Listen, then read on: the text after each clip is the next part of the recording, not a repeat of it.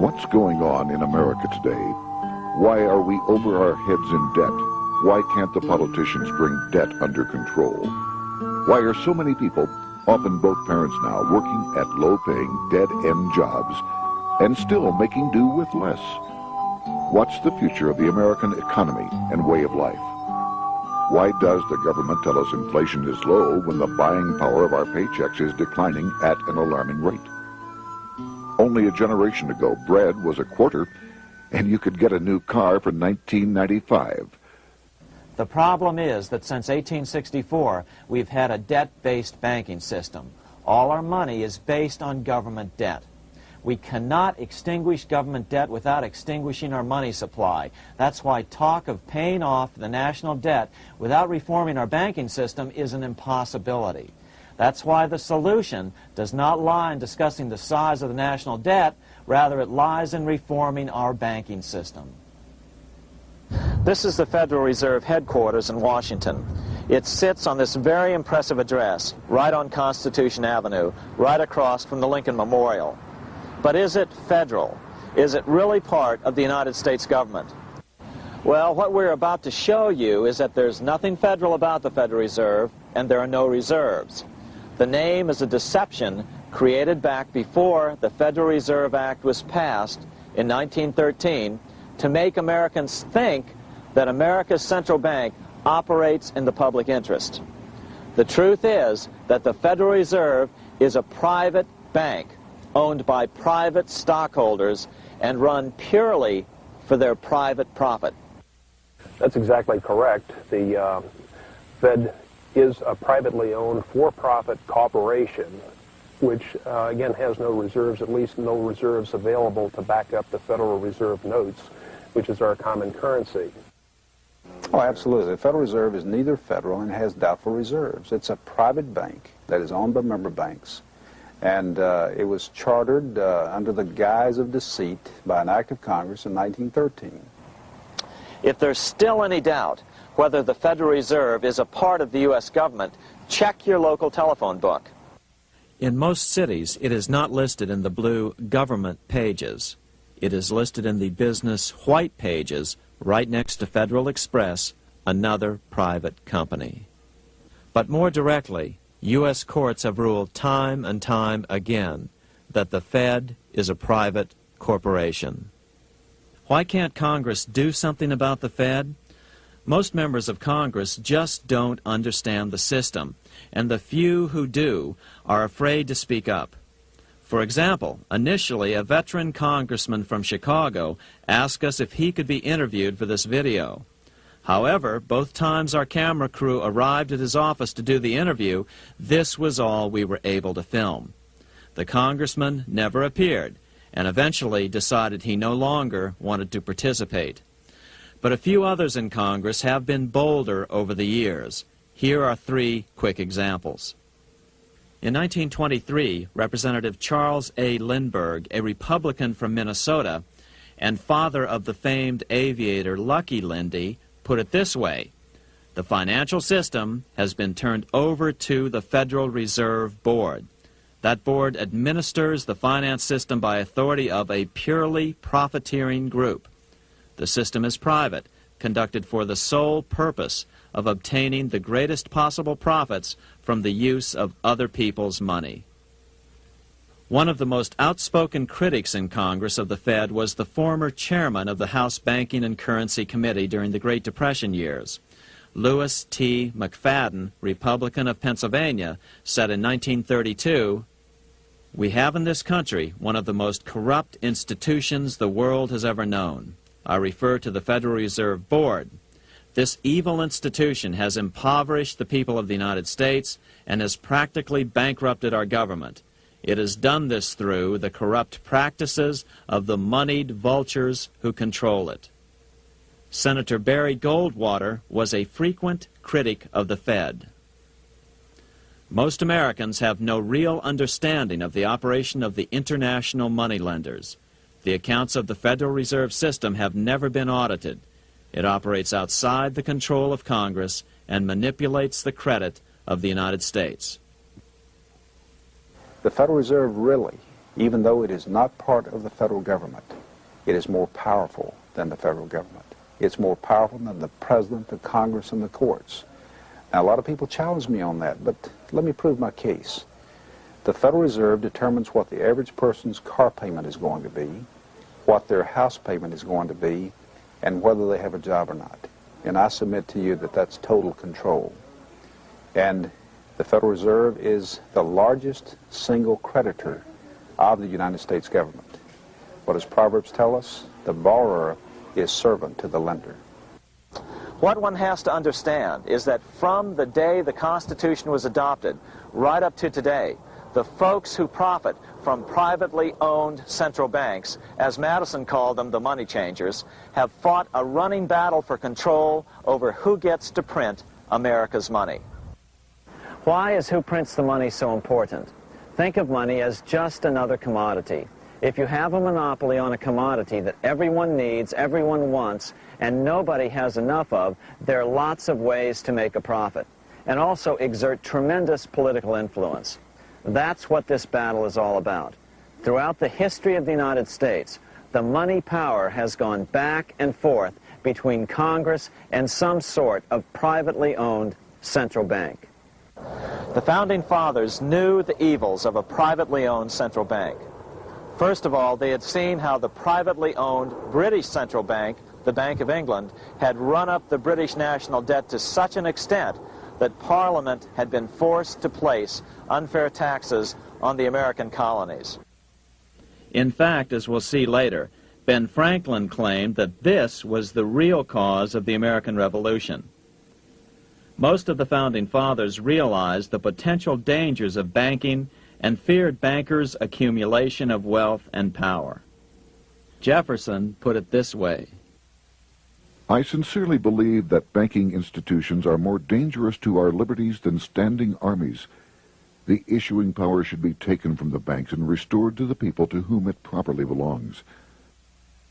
That succinct statement of Jefferson is, in fact, the solution to all our economic problems today. It bears repeating. The issuing power should be taken from the banks and restored to the people to whom it properly belongs. James Madison, the main author of the Constitution, agreed. Interestingly, he called those behind the central bank scheme money changers. Madison strongly criticized their actions. History records that the money changers have used every form of abuse, intrigue, deceit, and violent means possible to maintain their control over governments by controlling money and its issuance. The battle over who gets to issue our money has been the pivotal issue throughout the history of the United States. Wars are fought over it, depressions are caused to acquire it. Yet after World War I, this battle was rarely mentioned in newspapers or history books. Why?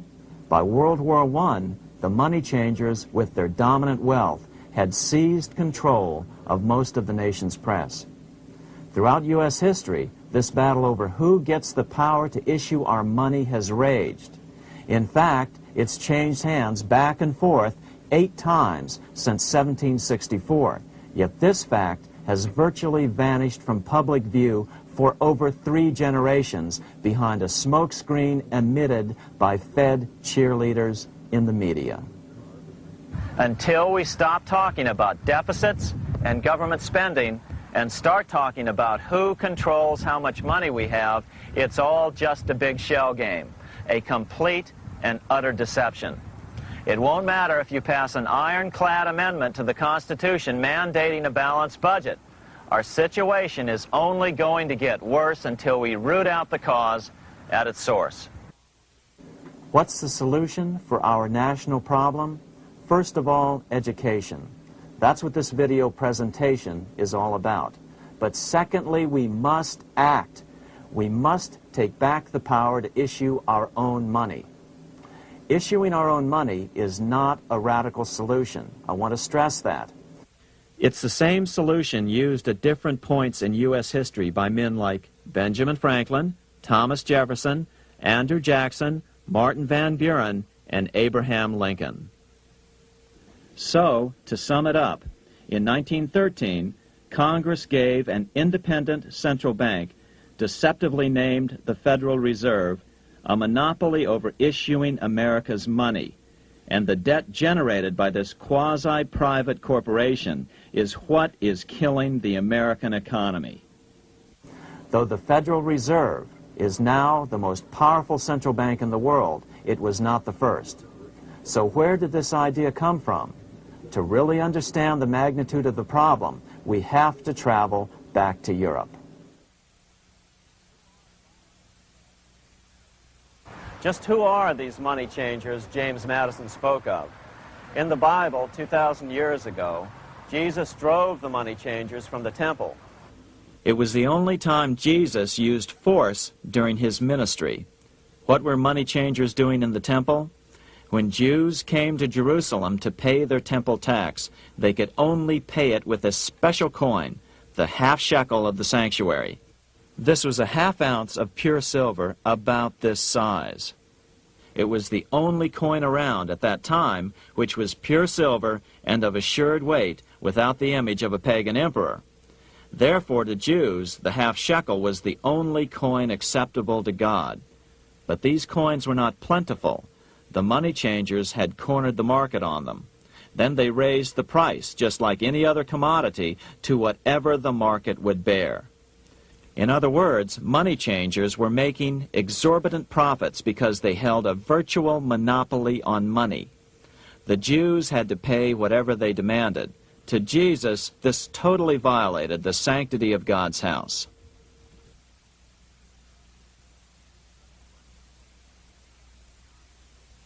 But the money-changing scam did not originate in Jesus' day. 200 years before Christ, Rome was having trouble with money changers. 2 early Roman emperors had tried to diminish the power of the money changers by reforming usury laws and limiting land ownership to 500 acres. They were both assassinated. In 48 BC, Julius Caesar took back the power to coin money from the money changers and minted coins for the benefit of all. With this new, plentiful supply of money, he built great public works projects. By making money plentiful, Caesar won the love of the common man. But the money changers hated him.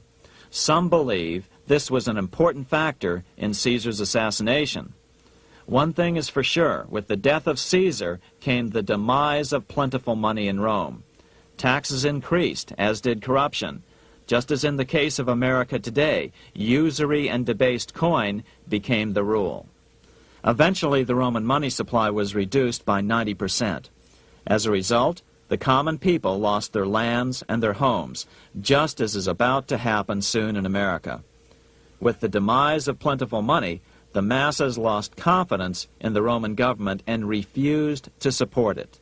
Rome plunged into the gloom of the Dark Ages.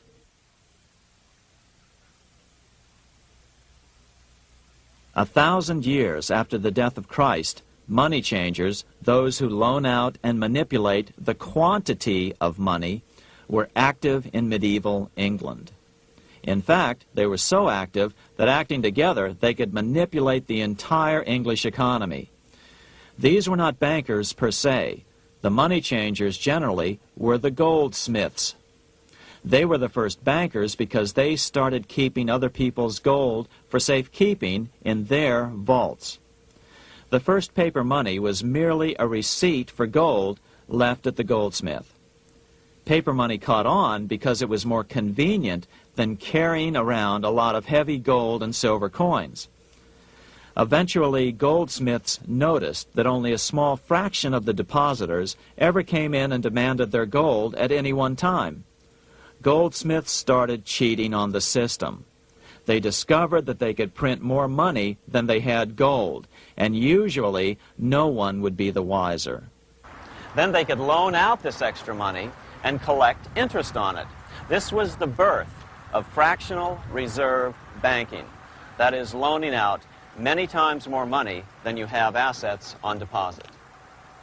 So, if $1,000 in gold were deposited with them, they could loan out about $10,000 in paper money and draw interest payments on it, and no one would ever discover the deception.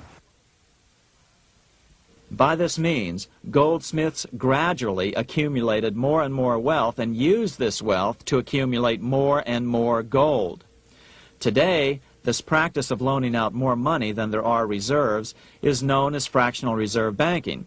Every bank in the United States is allowed to loan out at least 10 times more money than they actually have. That's why they get rich on charging, let's say, 8% interest.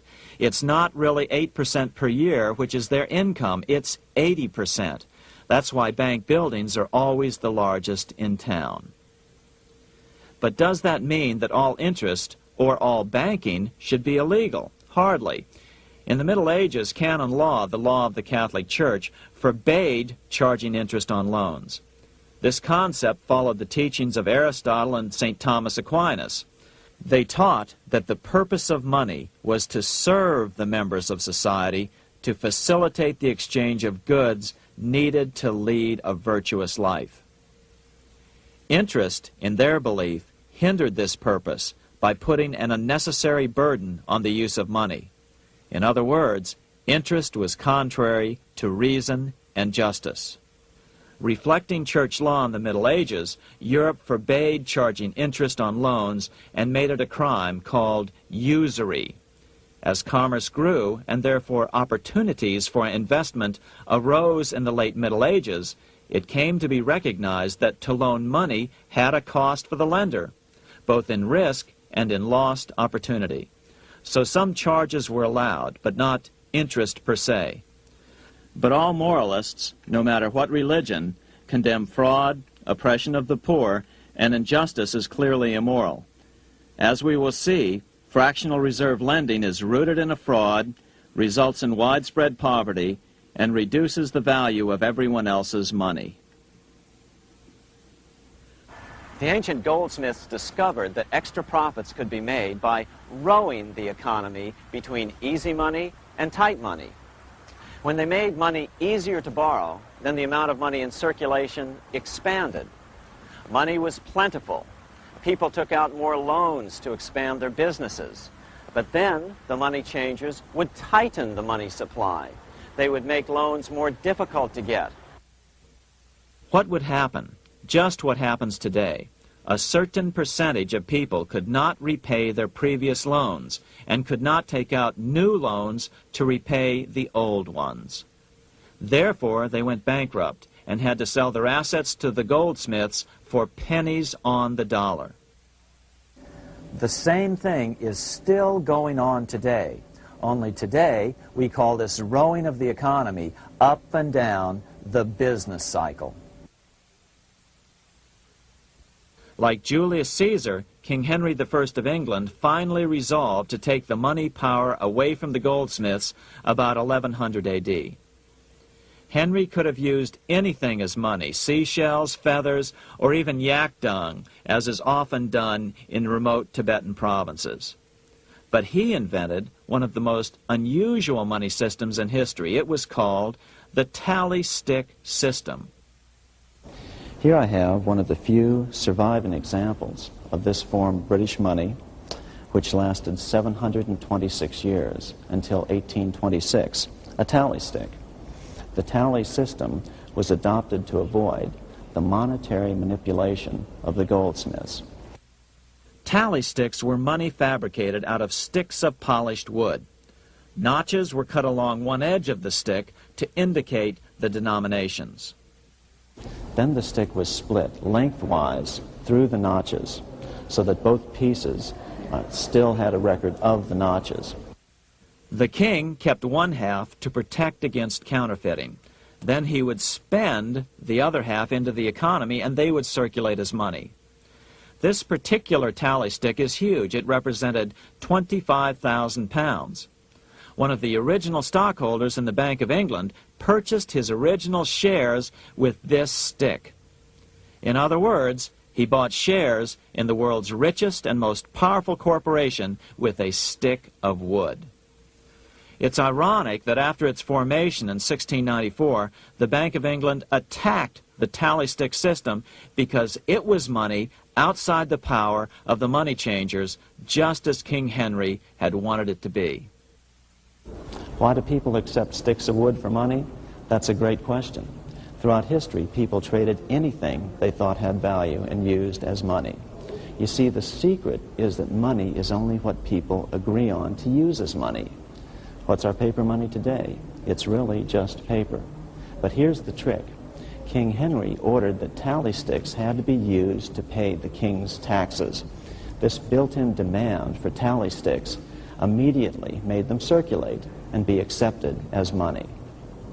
And they worked well.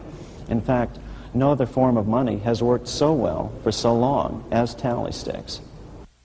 Keep in mind, the British Empire was built under the tally stick system. The tally stick system succeeded despite the fact that the money changers constantly attacked it by offering the metal coin system as competition. In other words, metal coins never went completely out of circulation, but tally sticks hung on because they were good for the payment of taxes. Finally, in the 1500s, King Henry VIII relaxed the laws concerning usury, and the money changers wasted no time reasserting themselves. They quickly made their gold and silver money plentiful for a few decades. But when Queen Mary took the throne and tightened the usury laws again, the money changers renewed the hoarding of gold and silver coins, forcing the economy to plummet. When Queen Mary's sister, Queen Elizabeth I, took the throne, she was determined to regain control over English money. Her solution was to issue gold and silver coins from the public treasury and take the control over the money supply away from the money changers. Although control over money was not the only cause of the English Revolution in 1642, religious differences fueled the conflict. Monetary policy played a major role. Financed by the money changers, Oliver Cromwell finally overthrew King Charles, purged the Parliament, and put the king to death. The money changers were immediately allowed to consolidate their financial power. The result was that for the next 50 years, the money changers plunged Great Britain into a series of costly wars. They took over a square mile of property in the center of London, known as the City of London. This area today is still known as one of the 3 predominant financial centers of the world. Conflicts with the Stuart kings led the money changers in England to combine with those in the Netherlands to finance the invasion of William of Orange, who overthrew the Stuarts in 1688 and took the English throne.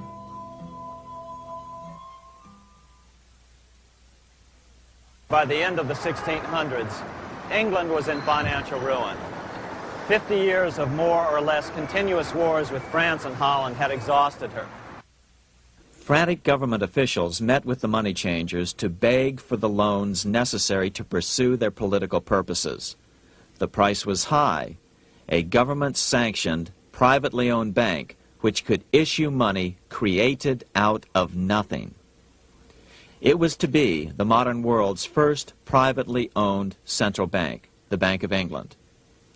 Although it was deceptively called the Bank of England to make the general population think it was part of the government, it was not. Like any other private corporation, the Bank of England sold shares to get started. The investors, whose names were never revealed, were supposed to put up £1.25 million British pounds in gold coin to buy their shares in the bank, but only £750,000 was ever received.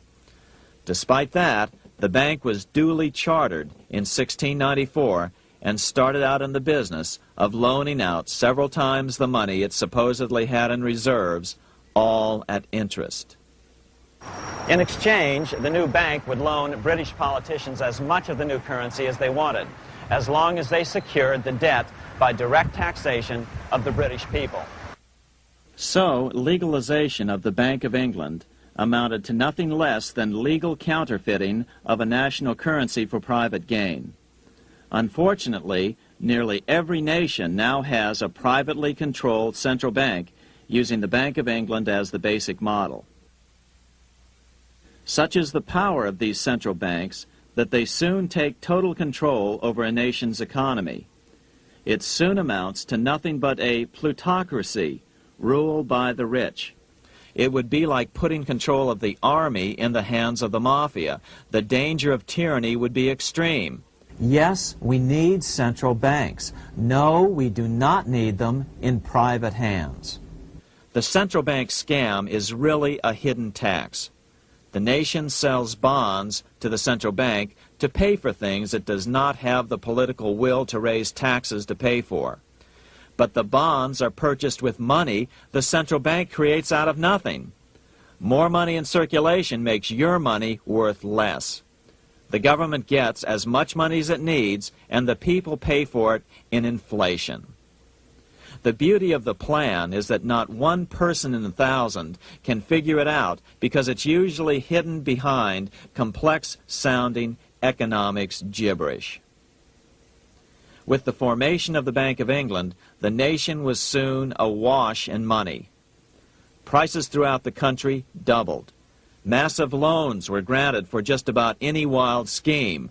One venture proposed to drain the Red Sea to recover gold supposedly lost when the Egyptian army drowned pursuing Moses and the Israelites. By 1698, government debt grew from the initial £1.25 million to £16 million. Naturally, taxes were increased and then increased again to pay for all of this. With the British money supply firmly in their grip, the British economy began a wild roller coaster series of booms and depressions, exactly the sort of thing a central bank claims it is determined to prevent.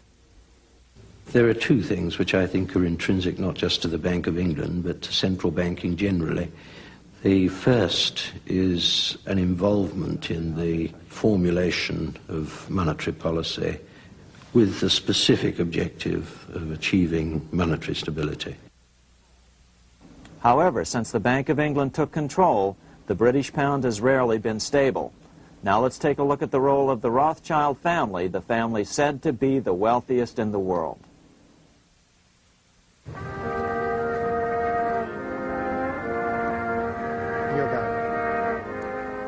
This is Frankfurt, Germany. 50 years after the Bank of England opened its doors, a goldsmith named Amschel Moses Bauer opened a coin shop, a counting house, in 1743. And over the door he placed a sign depicting a Roman eagle on a red shield. The shop became known as the Red Shield Firm, or in German, Rothschild. When his son, Amschel Meyer Bauer, inherited the business, he decided to change his name to Rothschild. Amschel soon learned that loaning money to governments and kings was more profitable than loaning to private individuals. Not only were the loans bigger, but they were secured by the nation's taxes. Mayer Rothschild had 5 sons. He trained them all in the skills of money creation, then sent them out to the major capitals of Europe to open branch offices of the family banking business. His first son, Amschel Meyer, stayed in Frankfurt to mind the hometown bank. His second son, Solomon, was sent to Vienna.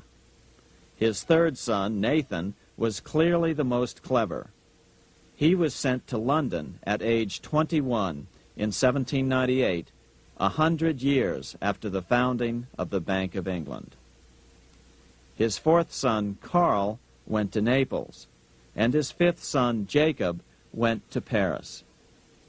In 1785, Mayer Amschel moved his entire family to this larger house, a 5-story dwelling he shared with the Schiff family. This house was known as the Green Shield. The Rothschilds and the Schiffs would play a central role in the rest of European financial history and in that of the United States. The Rothschilds broke into dealings with European royalty here at Wilhelmshof, the palace of the wealthiest man in Germany, in fact, the wealthiest monarch in all Europe, Prince William of Hesse-Kassel. At first, the Rothschilds were only helping William speculate in precious coins. But when Napoleon chased Prince William into exile, he sent £550,000, a gigantic sum at that time, to Nathan Rothschild in London with instructions for him to buy consols, British government bonds, also called government stock. But Rothschild used the money for his own purposes. With Napoleon on the loose, the opportunities of wartime investments were nearly limitless. William returned here sometime prior to the Battle of Waterloo in 1815. He summoned Rothschild and demanded his money back. The Rothschilds returned William's money with the interest the British consuls would have paid him had the investment actually been made. But the Rothschilds kept all the past profits they had made using William's money. Nathan Rothschild later bragged that in the 17 years he'd been in England, he'd increased his original £20,000 stake given to him by his father by 2,500 times. By cooperating within the family, the Rothschilds soon grew unbelievably wealthy. By the mid-1800s, they dominated all European banking and were certainly the wealthiest family in the world. They financed Cecil Rhodes, making it possible for him to establish a monopoly over the diamond and gold fields of South Africa. In America, they financed the Harrimans and railroads, the Vanderbilts and railroads and the press, and Carnegie in the steel industry, among many others. In fact, during World War I, J.P. Morgan was thought to be the richest man in America. But after his death, it was discovered that he was actually only a lieutenant of the Rothschilds. Once Morgan's will was made public, it was discovered that he owned only 19% of J.P. Morgan companies.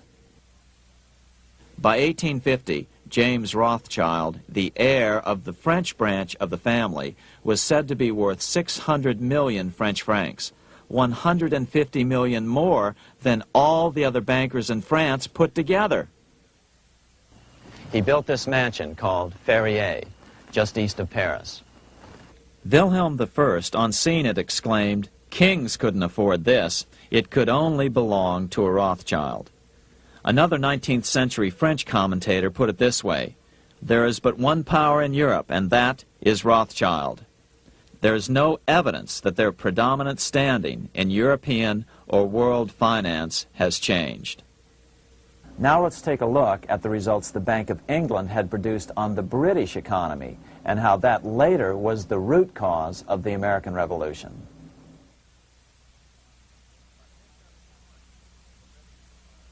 By the mid-1700s, the British Empire was nearing its height of power around the world.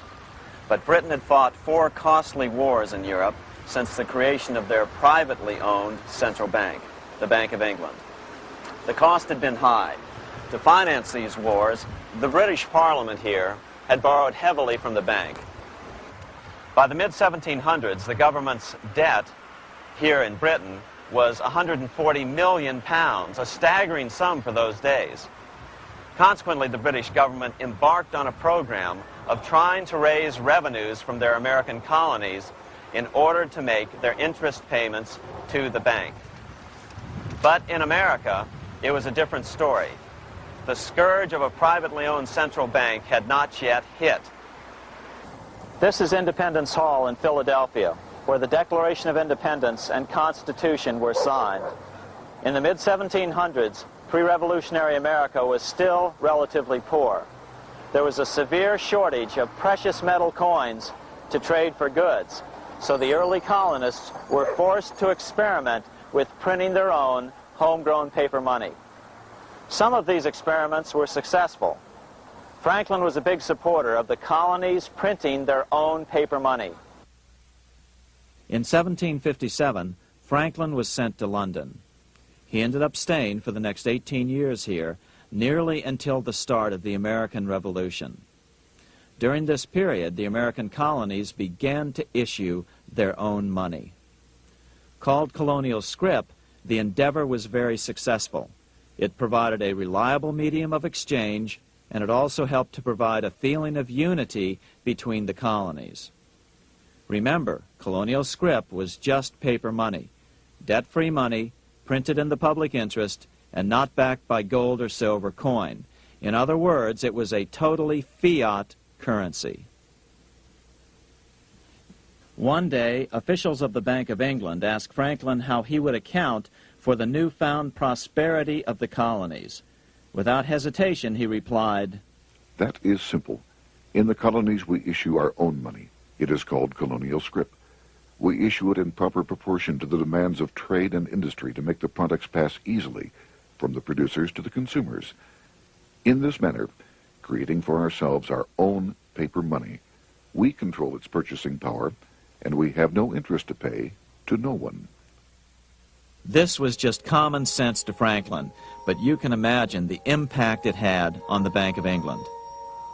America had learned the secret of money, and that genie had to be returned to its bottle as soon as possible.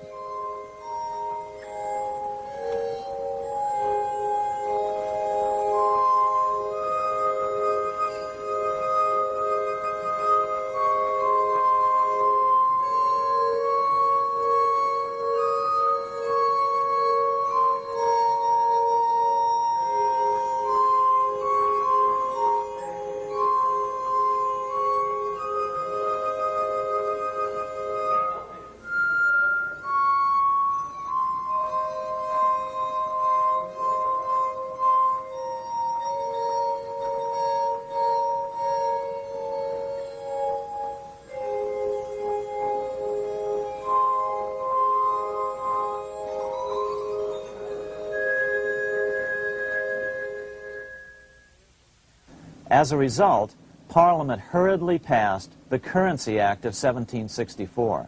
This prohibited colonial officials from issuing their own money and ordered them to pay all future taxes in gold or silver coins. In other words, it forced the colonies on a gold or silver standard. For those who still believe that a gold standard is the answer for America's current monetary problems, look what happened to America after that. Writing in his autobiography, Franklin said, "In 1 year, the conditions were so reversed that the era of prosperity ended and a depression set in to such an extent that the streets of the colonies were filled with unemployed." Franklin claims that this was even the basic cause for the American Revolution. As Franklin put it in his autobiography, The colonies would gladly have borne a little tax on tea and other matters had it not been that England took away from the colonies their money, which created unemployment and dissatisfaction. The inability of the colonists to get the power to issue their own money permanently out of the hands of George III and the international bankers was the prime reason for the Revolutionary War. By the time the first shots were fired in Lexington, Massachusetts, on April 19, 1775, the colonies had been drained of gold and silver coin by British taxation. As a result, the Continental government had no choice but to print money to finance the war. At the start of the Revolution, the U.S. money supply stood at $12 million. By the end of the war, it was nearly $500 million. As a result, the currency was virtually worthless. Shoes sold for $5,000 a pair. Colonial scrip had worked because just enough was issued to facilitate trade. As George Washington lamented, "A wagon load of money will scarcely purchase a wagon load of provisions." Today, those who support a gold-backed currency point to this period during the Revolution to demonstrate the evils of a fiat currency. But remember, the same currency had worked so well 20 years earlier during times of peace that the Bank of England had Parliament outlaw it. Towards the end of the Revolution, the Continental Congress, meeting here at Independence Hall, grew desperate for money. In 1781, they allowed Robert Morris, their financial superintendent, to open a privately owned central bank. Incidentally, Morris was a wealthy man who had grown wealthier during the Revolution by trading in war materials. Called the Bank of North America, the new bank was closely modeled after the Bank of England. It was allowed to practice fractional reserve banking. That is, it could lend out money it didn't have, then charge interest on it. If you or I were to do that, we would be charged with fraud, a felony. The bank's charter called for private investors to put up $400,000 worth of initial capital.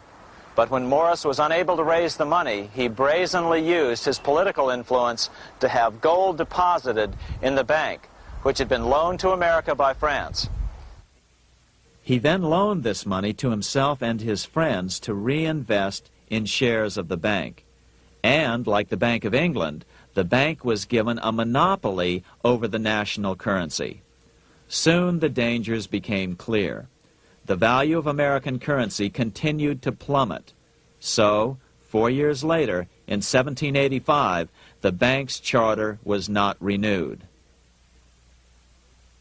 The leader of the effort to kill the bank, William Findley of Pennsylvania, explained the problem this way, quote, "This institution, having no principle but that of avarice, will never be varied in its object, to engross all the wealth, power, and influence of the state."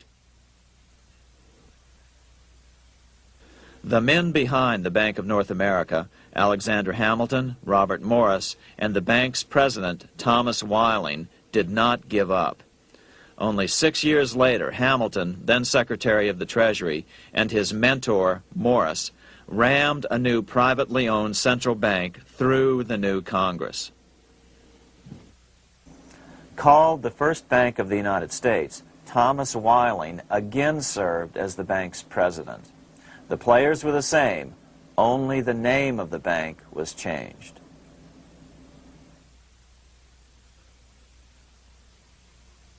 In 1787, colonial leaders assembled in Philadelphia to replace the ailing Articles of Confederation.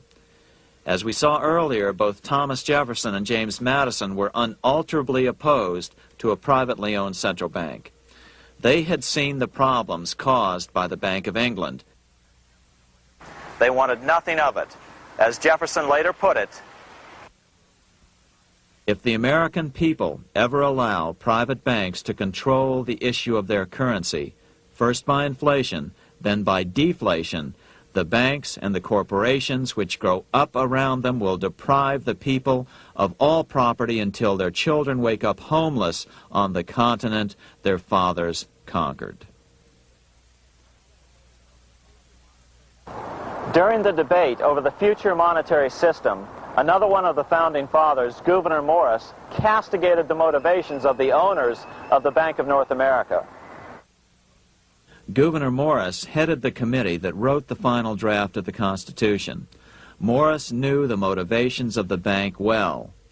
Along with his old boss, Robert Morris, Gouverneur Morris and Alexander Hamilton were the ones who had presented the original plan for the Bank of North America to the Continental Congress in the last year of the Revolution. In a letter he wrote to James Madison on July 2nd, 1787, Gouverneur Morris revealed what was really going on.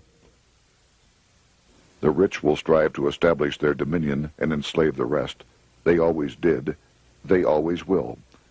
They will have the same effect here as elsewhere if we do not, by the power of government, keep them in their proper spheres." Despite the defection of Gouverneur Morris from the ranks of the bank, Hamilton, Robert Morris, Thomas Weiling, and their European backers were not about to give up. They convinced the bulk of the delegates to the Constitutional Convention to not give Congress the power to issue paper money. Most of the delegates were still reeling from the wild inflation of the paper currency during the Revolution. They had forgotten how well colonial scrip had worked before the war. But the Bank of England had not.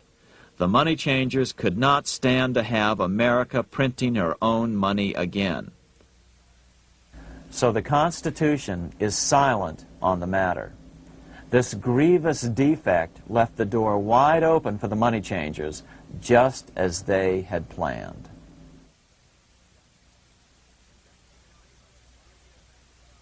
In 1790, less than 3 years after the Constitution had been signed, the money changers struck again. The newly appointed first Secretary of the Treasury, Alexander Hamilton, proposed a bill to the Congress calling for a new, privately owned central bank. Coincidentally, that was the very year that Amschel Rothschild made his pronouncement from his flagship bank in Frankfurt. Let me issue and control a nation's money, and I care not who writes the laws. Alexander Hamilton was a tool of the international bankers, and he wanted to create the U.S. Bank, the BUS, or the Bank of the United States, and did so. Interestingly, one of Hamilton's first jobs after graduating from law school in 1782 was as an aide to Robert Morris, the head of the Bank of North America. In fact, the year before, Hamilton had written Morris a letter saying, "A national debt, if it is not excessive, will be to us a national blessing." A blessing to whom? After a year of intense debate, in 1791, Congress passed the bill and gave it a 20-year charter. The new bank was to be called the First Bank of the United States, or BUS. Here we are in front of the First Bank of the United States in Philadelphia. The bank was given a monopoly on printing U.S. currency, even though 80% of its stock would be held by private investors. The other 20% would be purchased by the U.S. government. But the reason was not to give the government a piece of the action. It was to provide the capital for the other 80% owners. As with the old Bank of North America and the Bank of England before that, the stockholders never paid the full amount for their shares. The U.S. government put up their initial $2 million in cash. Then the bank, through the old magic of fractional reserve lending, made loans to its charter investors so they could come up with the remaining $8 million of capital needed for this risk-free investment. Like the Bank of England, the name of the Bank of the United States was deliberately chosen to hide the fact that it was privately controlled. And like the Bank of England, the names of the investors in the bank were never revealed. Many years later, it was a common saying that the Rothschilds were the power behind the old Bank of the United States. The bank was sold to Congress as a way to bring stability to the banking system and eliminate inflation. So what happened? Over the first 5 years, the U.S. government borrowed $8.2 million from the Bank of the United States. In the same 5-year period, prices rose by 72%. Jefferson, as the new Secretary of State, watched the borrowing with sadness and frustration, unable to stop it. I wish it were possible to obtain a single amendment to our Constitution, taking from the federal government the power of borrowing. Millions of Americans feel the same way today. They watch in helpless frustration as the federal government borrows the American economy into oblivion. So, although it was called the First Bank of the United States, it was not the first attempt at a privately owned central bank in this country. As with the Bank of North America, the government put up most of the cash to get this private bank going, then the bankers loaned the money to each other to buy the remaining stock in the bank. It was a scam, plain and simple, and they wouldn't be able to get away with it for long. But first, we have to travel back to Europe to see how a single man was able to manipulate the entire British economy by obtaining the first news of Napoleon's final defeat.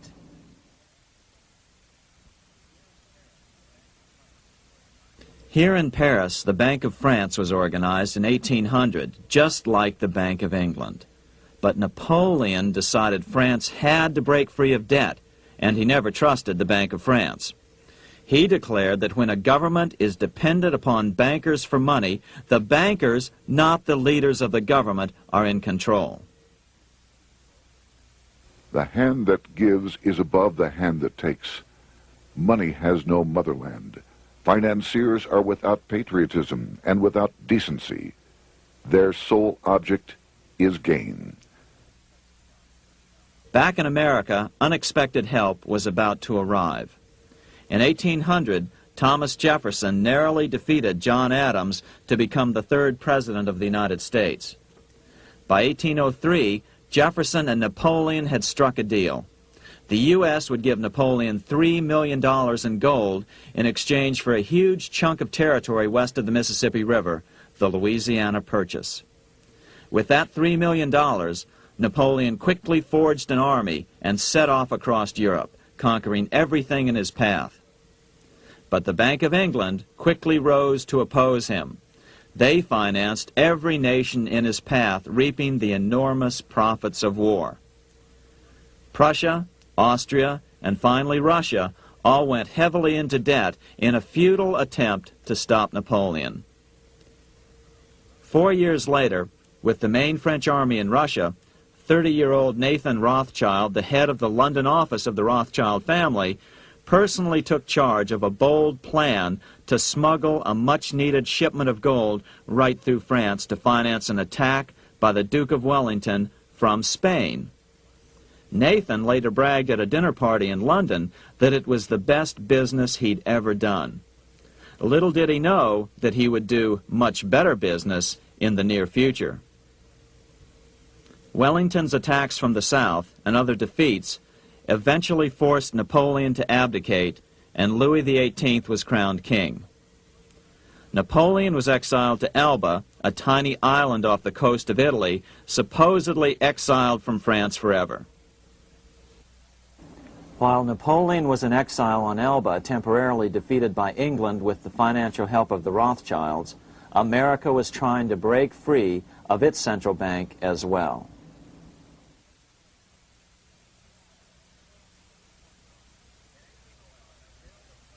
In 1811, a bill was put before Congress to renew the charter of the Bank of the United States. The debate grew very heated, and the legislatures of both Pennsylvania and Virginia passed resolutions asking Congress to kill the bank. The press corps of the day attacked the bank openly, calling it a great swindle, a vulture, a viper, and a cobra. Oh, to have an independent press once again in America. A congressman named P.B. Porter attacked the bank from the floor of Congress, saying if the bank's charter was renewed, Congress, quote, will have planted in the bosom of this Constitution a viper, which one day or another will sting the liberties of this country to the heart, close quote.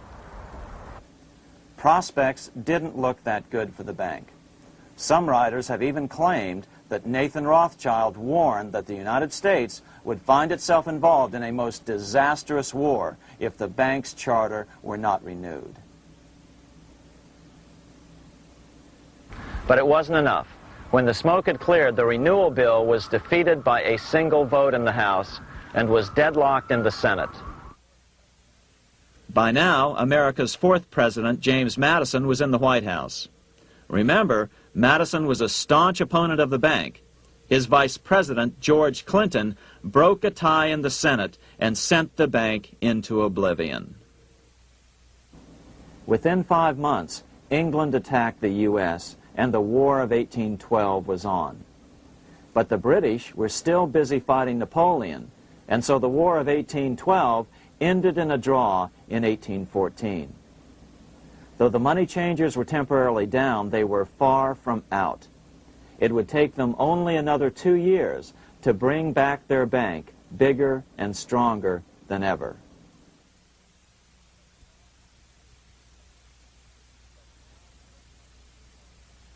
But now let's return to Napoleon, because nothing else in history more aptly demonstrates the ingenuity of the Rothschild family than their control of the British stock market after Waterloo. In 1815, a year after the end of the War of 1812 in America, Napoleon escaped his exile and returned to Paris. French troops were sent out to capture him, but such was his charisma that the soldiers rallied around their old leader and hailed him as their emperor once again. In March of 1815, Napoleon equipped an army which Britain's Duke of Wellington defeated less than 90 days later at Waterloo. Some writers claim Napoleon borrowed £5 million from the Bank of England to rearm. But it appears these funds actually came from the Ouvard banking house in Paris. Nevertheless, from about this point on, it was not unusual for privately controlled central banks to finance both sides in a war.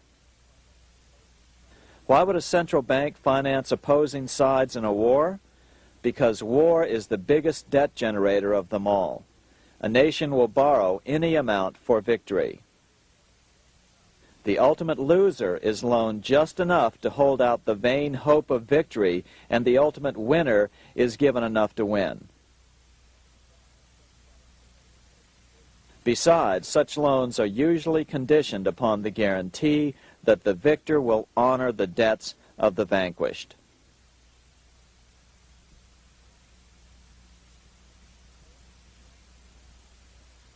This is the Waterloo battlefield about 200 miles northeast of Paris in what today is Belgium. Here Napoleon suffered his final defeat, but not before thousands of French and Englishmen gave their lives on a steamy summer day in July of 1815.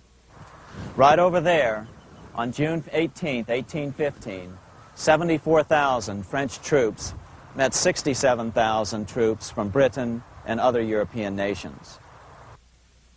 The outcome was certainly in doubt.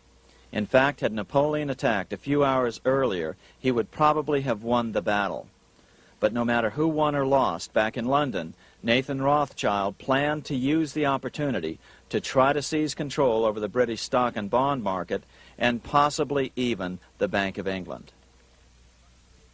Rothschild stationed a trusted agent, a man named Rothworth, on the north side of the battlefield, closer to the English Channel. Once the battle had been decided, Rothworth took off for the Channel. He delivered the news to Nathan Rothschild a full 24 hours before Wellington's own courier. Rothschild hurried to the stock market and took up his usual position in front of an ancient pillar. All eyes were on him. The Rothschilds had a legendary communications network. If Wellington had been defeated and Napoleon was loose on the continent again, Britain's financial situation would become grave indeed. Rothschild looked saddened. He stood there motionless, eyes downcast. Then suddenly he began selling. Other nervous investors saw that Rothschild was selling. It could only mean one thing. Napoleon must have won, Wellington must have lost. The market plummeted. Soon everyone was selling their consols, their British government bonds, and prices dropped sharply. But then Rothschild started secretly buying up the consols through his agents for only a fraction of their worth hours before. Myths, legends, you say? 100 years later, the New York Times ran a story which said that Nathan's grandson had attempted to secure a court order to suppress a book with this stock market story in it. The Rothschild family claimed the story was untrue and libelous, but the court denied the Rothschilds' request and ordered the family to pay all court costs. What's even more interesting about this story is that some authors claim that the day after the Battle of Waterloo, in a matter of hours, Nathan Rothschild came to dominate not only the bond market, but the Bank of England as well. Whether or not the Rothschild family seized control of the Bank of England, the first privately owned central bank in a major European nation and the wealthiest, one thing is certain. By the mid-1800s, the Rothschilds were the richest family in the world, bar none. They dominated the new government bond markets and branched into other banks and industrial concerns. In fact, the rest of the 19th century was known as the Age of the Rothschilds. Despite this overwhelming wealth, the family has generally cultivated an aura of invisibility. Although the family controls scores of industrial, commercial, mining, and tourist corporations, only a handful bear the Rothschild name. By the end of the 19th century, one expert estimated that the Rothschild family controlled half the wealth of the world. Whatever the extent of their vast wealth, it is reasonable to assume that their percentage of the world's wealth has increased since then. But since the turn of the century, the Rothschilds have cultivated the notion that their power has somehow waned even as their wealth increases.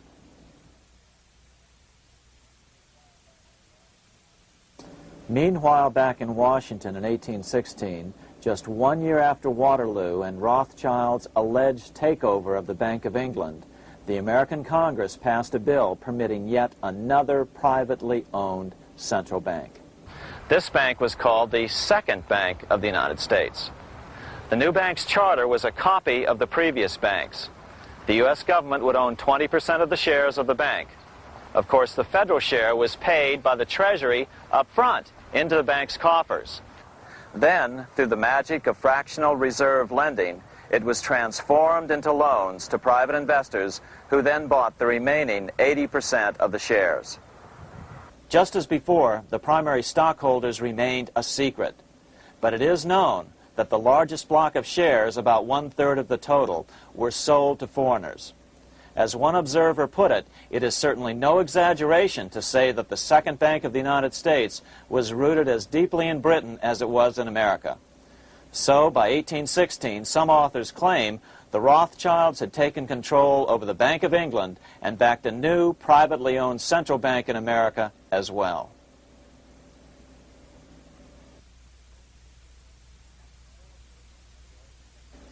After 12 years of manipulations of the U.S. economy on the part of the Second Bank of the U.S., the American people had had just about enough. Opponents of the bank nominated a dignified senator from Tennessee, Andrew Jackson, the hero of the Battle of New Orleans, to run for president. This is his home, the Hermitage. No one gave Jackson a chance initially. The bank had long ago learned how the political process could be controlled with money. To the surprise and dismay of the money changers, Jackson was swept into office in 1828. Jackson was determined to kill the bank at the first opportunity and wasted no time in trying to do so. But the bank's 20-year charter didn't come up for renewal until 1836, the last year of his second term, if he could survive that long. During his first term, Jackson contented himself with rooting out the bank's many minions from government service. He fired 2,000 of the 11,000 employees of the federal government. In 1832, with his re-election approaching, the bank struck an early blow, hoping Jackson would not want to stir up controversy. They asked Congress to pass a renewal bill 4 years early. Naturally, Congress complied, then sent it to the president for signing. But Jackson weighed in with both feet. Old Hickory, never a coward, vetoed the bill. His veto message is one of the great American documents. It clearly lays out the responsibility of the American government towards its citizens, rich and poor. It is not our own citizens only who are to receive the bounty of our government. More than 8 millions of the stock of this bank are held by foreigners. Is there no danger to our liberty and independence in a bank that in its nature has so little to bind it to our country? Controlling our currency, receiving our public monies, and holding thousands of our citizens' independence would be more formidable and dangerous than a military power of the enemy. If government would confine itself to equal protection and, as heaven does its rains, shower its favor alike on the high and the low, the rich and the poor, it would be an unqualified blessing. In the act before me, there seems to be a wide and unnecessary departure from these just principles. Later that year, in July 1832, Congress was unable to override Jackson's veto. Now Jackson had to stand for re-election. Jackson took his argument directly to the people. For the first time in U.S. history, Jackson took his presidential campaign on the road. Before then, presidential candidates stayed at home and looked presidential. His campaign slogan was "Jackson and no bank." The National Republican Party ran Senator Henry Clay against Jackson. Despite the fact that the bankers poured over $3 million into Clay's campaign, Jackson was reelected by a landslide in November of 1832. Despite his presidential victory, Jackson knew the battle was only beginning. "The hydra of corruption is only scotched, not dead," said the newly elected president. Jackson ordered his new Secretary of Treasury, Lewis McLean, to start removing the government's deposits from the second bank and start placing them in state banks. But McLean refused to do so. Jackson fired him and appointed William J. Duane as the new Secretary of the Treasury. Duane also refused to comply with the president's requests, and so Jackson fired him as well and then appointed Roger B. Taney to the office. Taney did withdraw government funds from the bank starting on October 1st, 1833. Jackson was jubilant. "I have it chained. I'm ready with screws to draw every tooth and then the stumps." But the bank was not yet done fighting. Its head, Nicholas Biddle, used his influence to get the Senate to reject Taney's nomination. Then, in a rare show of arrogance, Biddle threatened to cause a depression if the bank was not rechartered. This worthy president thinks that because he has scalped Indians and imprisoned judges, he is to have his way with the bank. He is mistaken. Next, in an unbelievable fit of honesty for a central banker, Biddle admitted that the bank was going to make money scarce to force Congress to restore the bank. Nothing but widespread suffering will produce any effect on Congress. Our only safety is in pursuing a steady course of firm restriction, and I have no doubt that such a course will ultimately lead to restoration of the currency and the recharter of the bank. What a stunning revelation. Here was the pure truth, revealed with shocking clarity. Biddle intended to use the money contraction power of the bank to cause a massive depression until America gave in. Unfortunately, this has happened time and time again throughout U.S. history and is about to happen again in today's world. Nicholas Biddle made good on his threat. The bank sharply contracted the money supply by calling in old loans and refusing to extend new ones. A financial panic ensued, followed by a deep depression. Naturally, Biddle blamed Jackson for the crash, saying that it was caused by the withdrawal of federal funds from the bank. Unfortunately, his plan worked well. Wages and prices sagged. Unemployment soared along with business bankruptcies. The nation quickly went into an uproar. Newspaper editors blasted Jackson in editorials. The bank threatened to withhold payments, which then could be made directly to key politicians for their support. Within only months, Congress assembled in what was called the panic session. 6 months after he had withdrawn funds from the bank, Jackson was officially censured by a resolution which passed the Senate by a vote of 26 to 20. It was the first time a president had ever been censured by Congress. Jackson lashed out at the bank. "You are a den of vipers. I intend to rout you out, and by eternal God, I will rout you out." America's fate teetered on a knife edge. If Congress could muster enough votes to override Jackson's veto, the bank would be granted another 20-year monopoly or more over America's money, time enough to consolidate its already great power. Then a miracle occurred. The governor of Pennsylvania came out supporting President Jackson and strongly criticized the bank. On top of that, Biddle had been caught boasting in public about the bank's plan to crash the economy. Suddenly, the tide shifted. In April of 1834, the House of Representatives voted 134 to 82 against rechartering the bank. This was followed up by an even more lopsided vote to establish a special committee to investigate whether the bank had caused the crash. When the investigating committee arrived at the bank's door in Philadelphia, armed with a subpoena to examine the books, Biddle refused to give them up. Nor would he allow inspection of correspondence with congressmen relating to their personal loans and advances he'd made to them. He also refused to testify before the committee back in Washington. On January 8, 1835, Jackson paid off the final installment on the national debt, which had been necessitated by allowing the banks to issue currency for government bonds rather than simply issuing treasury notes without such debt. He was the only president to ever pay off the debt. A few weeks later, on January 30th, 1835, an assassin by the name of Richard Lawrence tried to shoot President Jackson, but by the grace of God, both pistols misfired. Lawrence was later found not guilty by reason of insanity. After his release, he bragged to friends that powerful people in Europe had put him up to the task and promised to protect him if he were caught. The following year, when its charter ran out, the Second Bank of the United States ceased functioning as the nation's central bank. Biddle was later arrested and charged with fraud.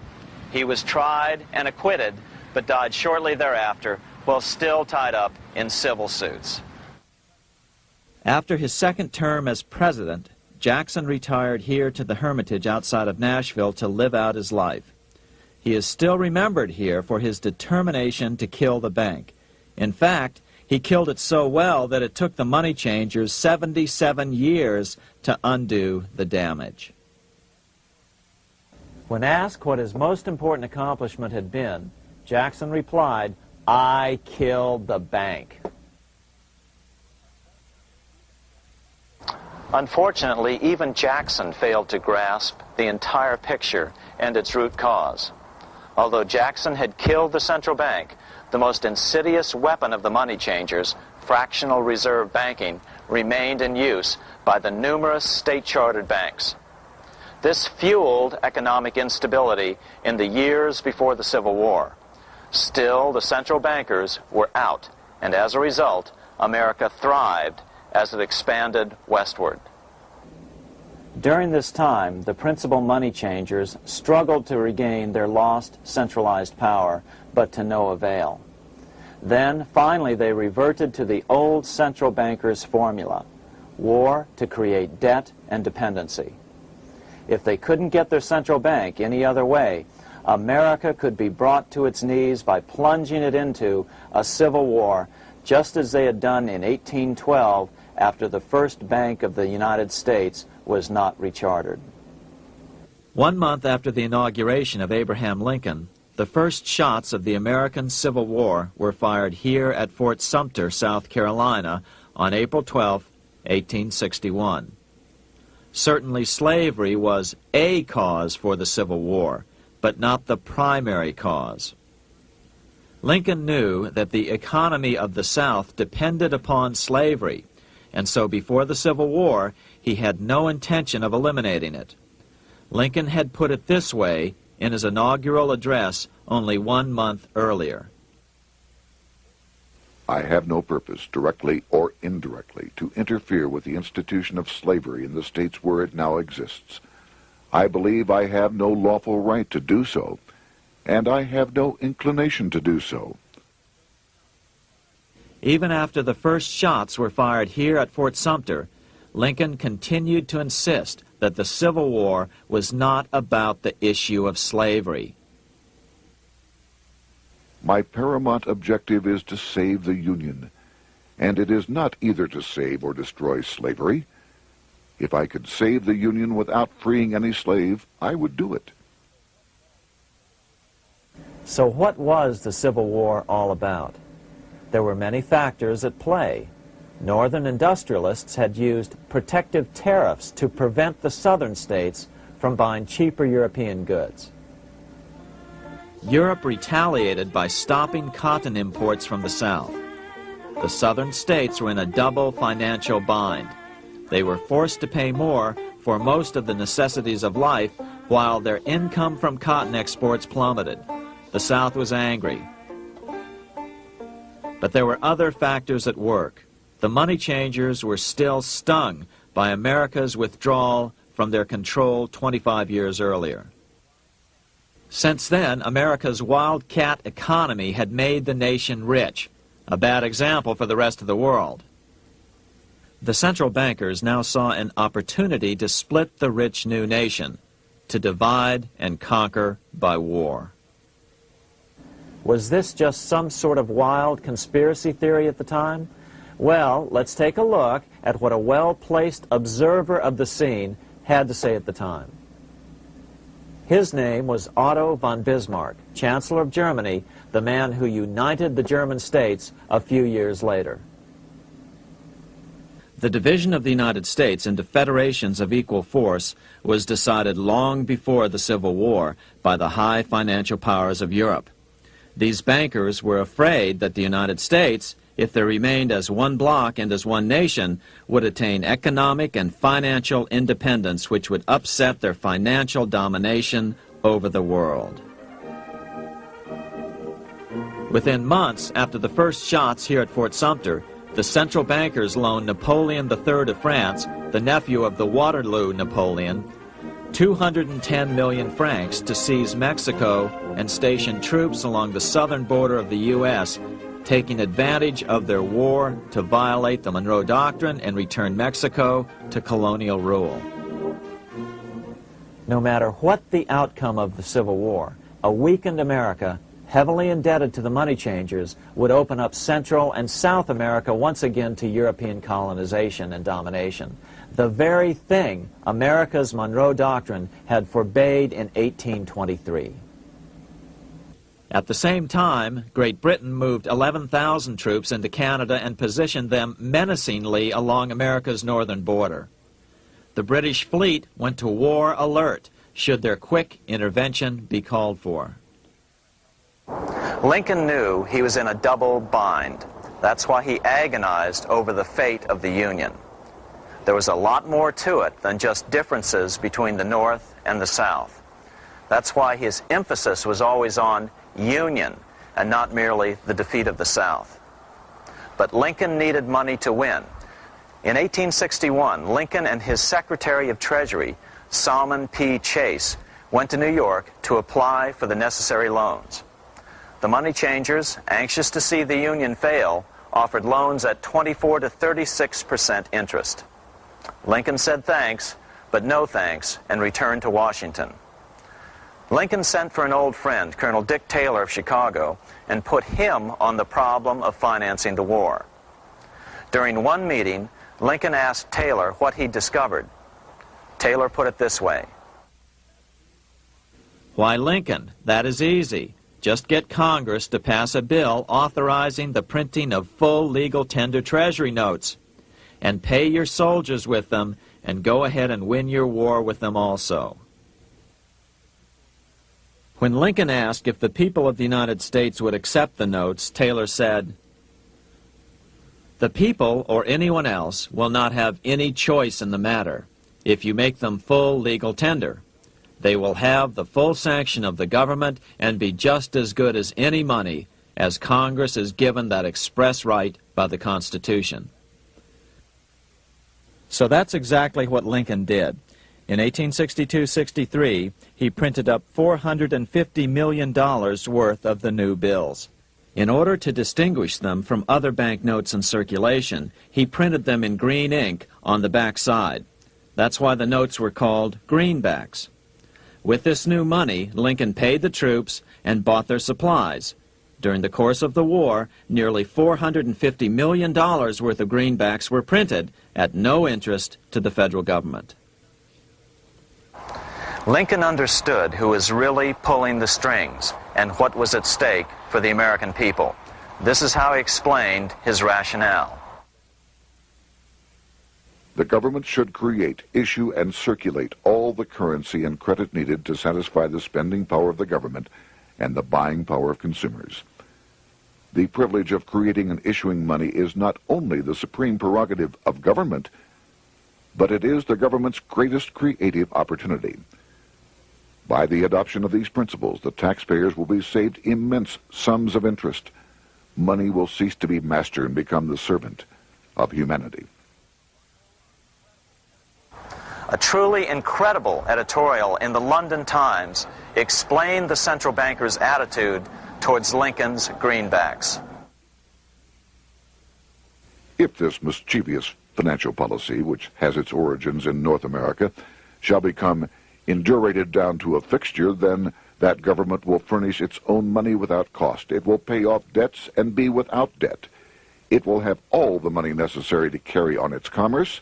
It will become prosperous without precedent in the history of the world. The brains and wealth of all countries will go to North America. That country must be destroyed, or it will destroy every monarchy on the globe.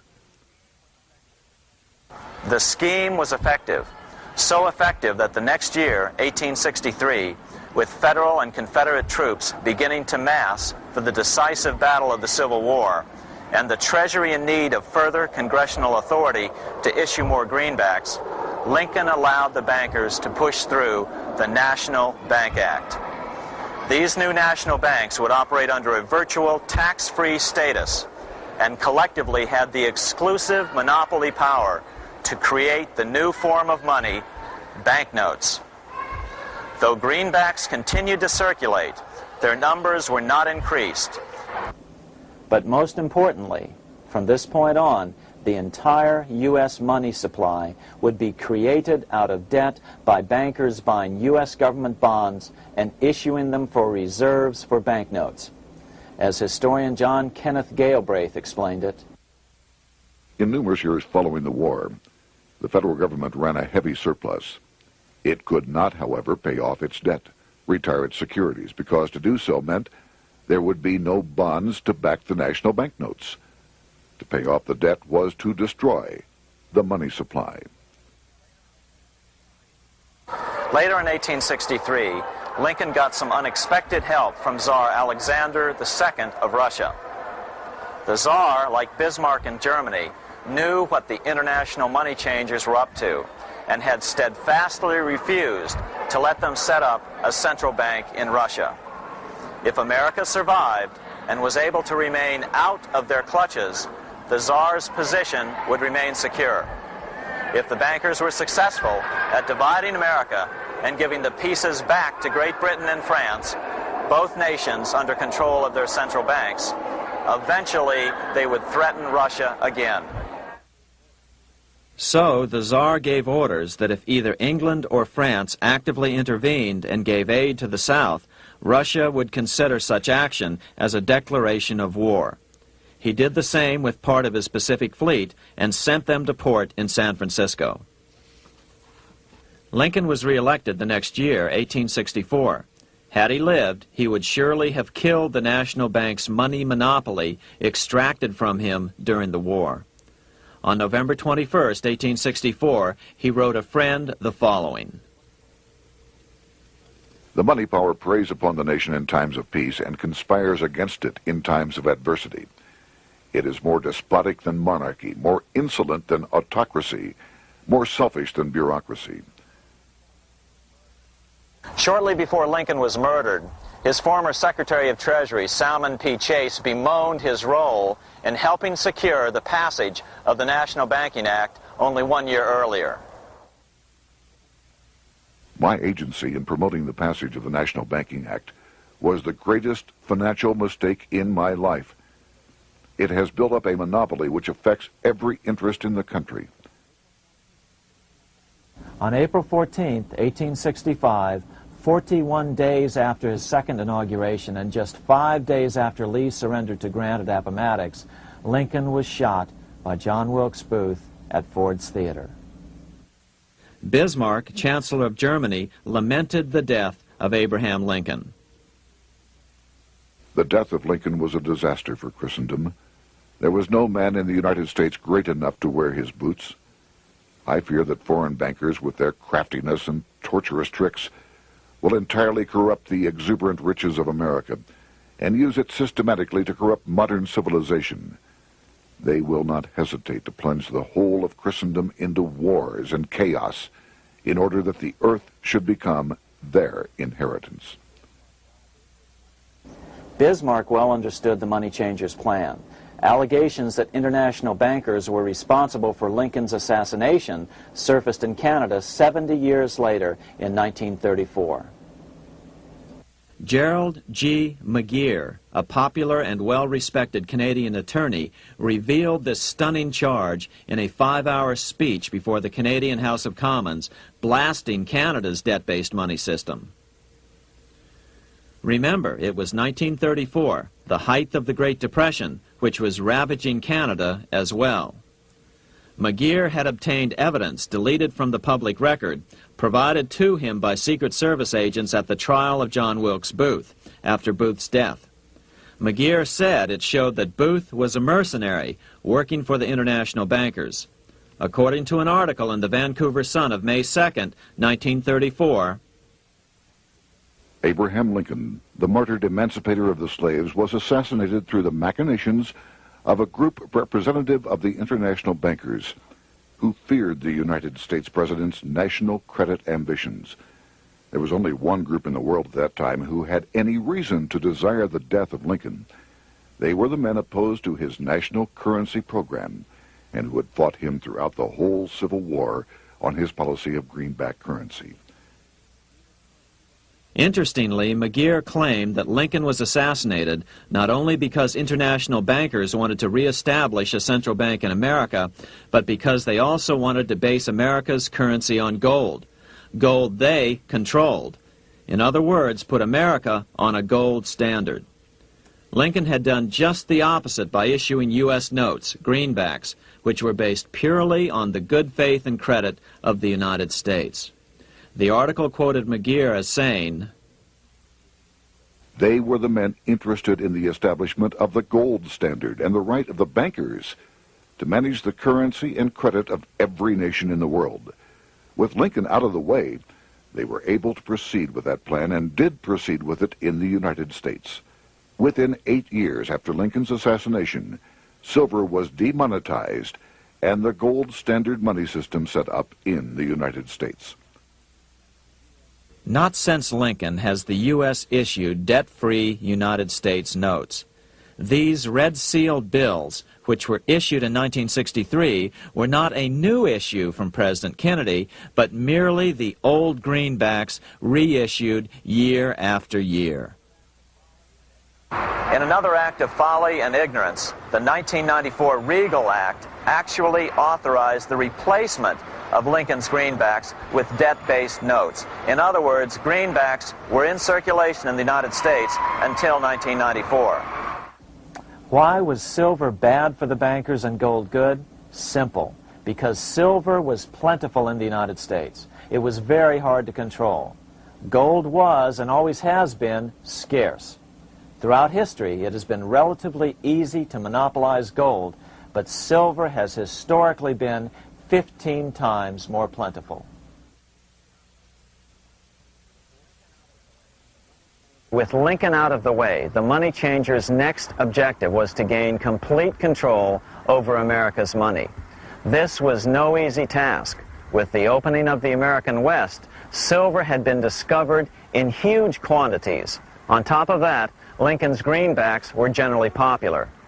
Despite the European central bankers' deliberate attacks on greenbacks, they continued to circulate in the United States, in fact, until a few years ago.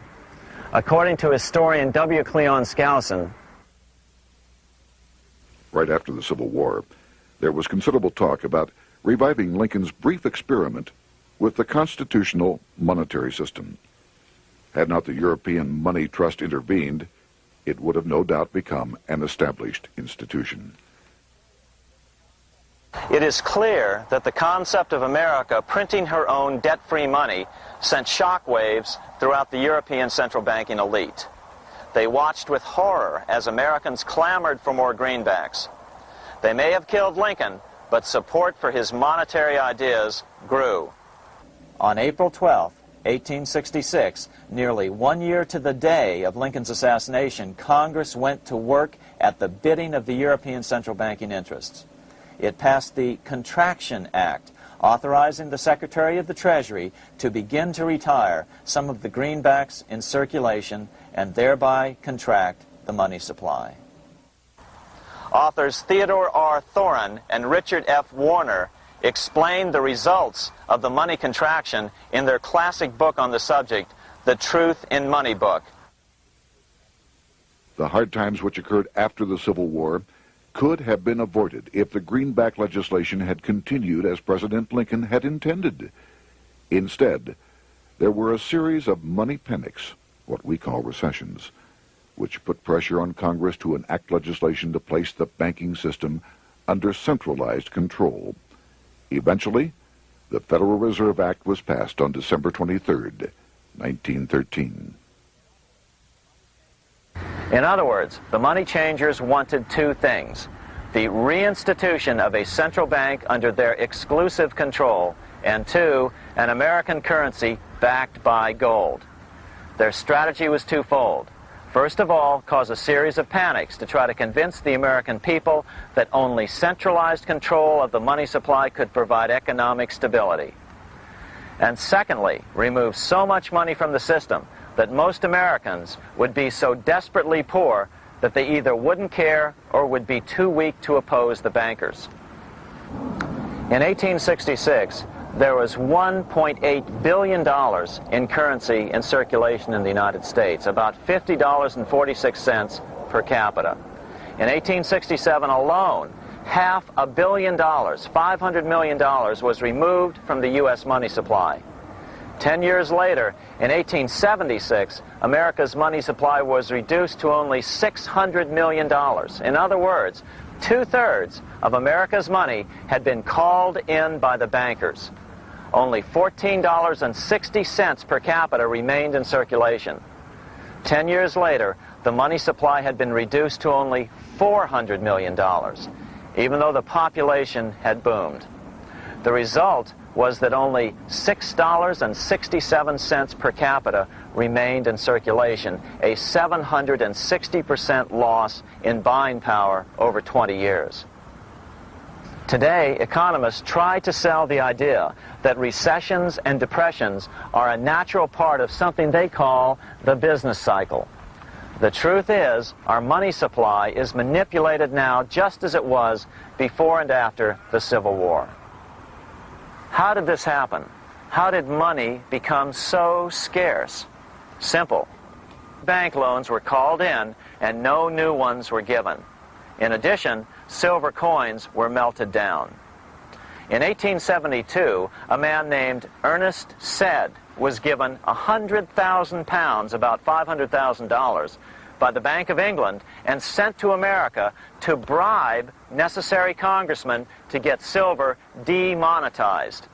He was told that if that was not sufficient, to draw an additional 100,000 pounds or as much more as was necessary. The next year, Congress passed the Coinage Act of 1873, and the minting of silver dollars abruptly stopped. In fact, Representative Samuel Hooper, who introduced the bill in the House, acknowledged that Mr. Sed actually drafted the legislation. But it gets even worse than that. In 1874, Sed himself admitted who was behind the scheme. I went to America in the winter of 1872-73, authorized to secure, if I could, the passage of a bill demonetizing silver. It was in the interest of those I represented, the governors of the Bank of England, to have it done. By 1873, gold coins were the only form of coin money. But the contest over control of America's money was not yet over. Only 3 years later, in 1876, with 1/3 of America's workforce unemployed, the population was growing restless. People were clamoring for a return to the greenback money system of President Lincoln, or a return to silver money, anything that would make money more plentiful. That year, Congress created the United States Silver Commission to study the problem. Their report clearly blamed the monetary contraction on the national bankers. The report is interesting because it compares the deliberate money contraction by the national bankers after the Civil War to the fall of the Roman Empire. The disaster of the Dark Ages was caused by decreasing money and falling prices. Without money, civilization could not have had a beginning, and with a diminishing supply, it must languish and unless relieved, finally perish. At the Christian era, the metallic money of the Roman Empire amounted to $1,800,000,000. By the end of the 15th century, it had shrunk to less than $200 million. History records no other such disastrous transition as that from the Roman Empire to the Dark Ages.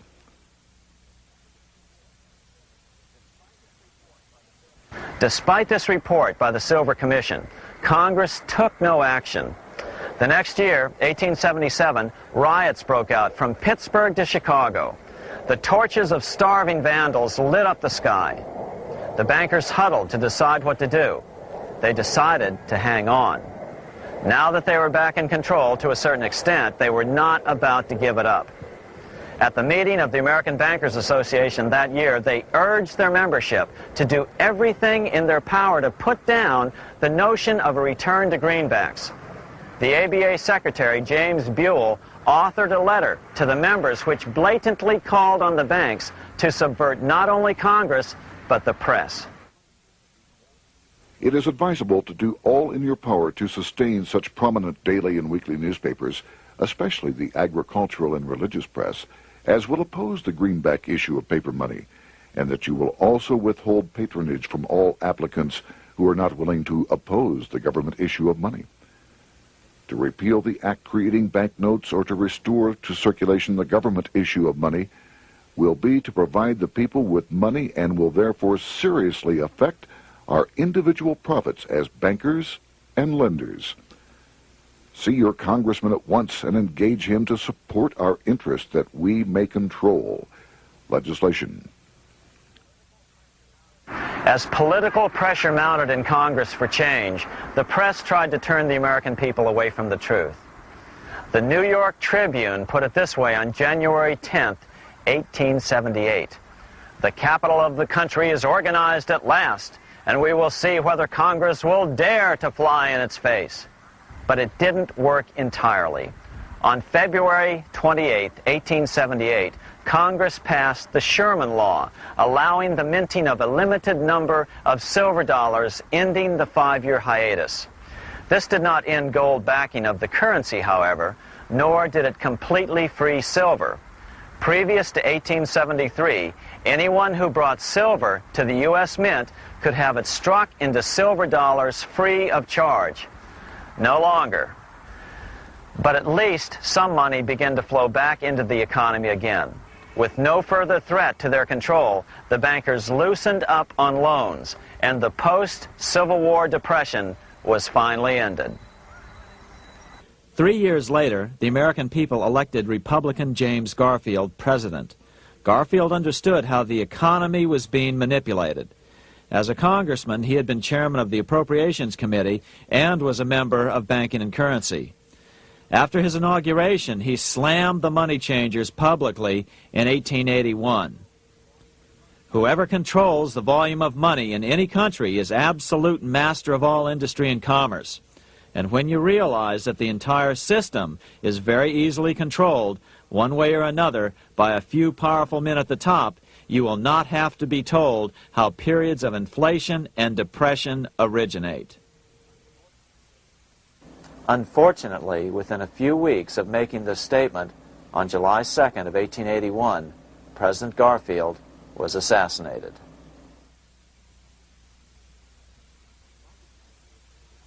The money changers were gathering strength fast. They began a periodic fleecing of the flock, as they called it, by creating economic booms followed by further depressions so they could buy up thousands of homes and farms for pennies on the dollar. In 1891, the money changers prepared to take the American economy down again, and their methods and motives were laid out with shocking clarity in a memo sent out by the American Bankers Association, the ABA, an organization in which most bankers were members. Notice that this memo called for bankers to create a depression on a certain date 3 years in the future. According to the Congressional Record, here's how it read in part. On September 1st, 1894, we will not renew our loans under any consideration. On September 1st, we will demand our money. We will foreclose and become mortgagees in possession. We can take 2/3 of the farms west of the Mississippi and thousands of them east of the Mississippi as well at our price. Then the farmers will become tenants, as in England. These depressions could be controlled because America was on the gold money standard. Since gold is scarce, it's one of the easiest commodities to manipulate. People wanted silver money legalized again so they could escape the stranglehold the money changers had on gold money. People wanted silver money reinstated, reversing Mr. Said's Act of 1873, by then called the Crime of 73. By 1896, the issue of more silver money had become the central issue in the presidential campaign. William Jennings Bryan, a senator from Nebraska, ran for president as a Democrat on the free silver issue. At the Democratic National Convention in Chicago, he made an emotional speech which won him the nomination entitled Crown of Thorns and Cross of Gold. Though Bryan was only 36 years old at the time, this speech is widely regarded as the most famous oration ever made before a political convention. In the dramatic conclusion, Bryan said, "We will answer their demand for a gold standard by saying to them, you shall not press down upon the brow of labor this crown of thorns. You shall not crucify mankind upon a cross of gold."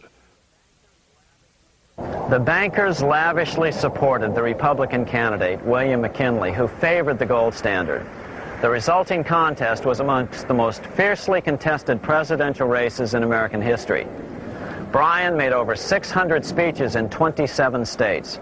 The McKinley campaign got manufacturers and industrialists to inform their employees that if Bryan were elected, all factories and plants would close and there would be no work. The ruse succeeded. McKinley beat Bryan by a small margin. Bryan ran for president again in 1900 and in 1908, but fell short each time. During the 1912 Democratic Convention, Bryan was a powerful figure who helped Woodrow Wilson win the nomination. When Wilson became president, he appointed Bryan as Secretary of State, but Bryan soon became disenchanted with the Wilson administration. Bryan served only 2 years in the Wilson administration before resigning in 1915 over the highly suspicious sinking of the Lusitania, the event which was used to drive America into World War I. Although William Jennings Bryan never gained the presidency, his efforts delayed the money changers for 17 years from attaining their next goal, a new, privately owned central bank for America.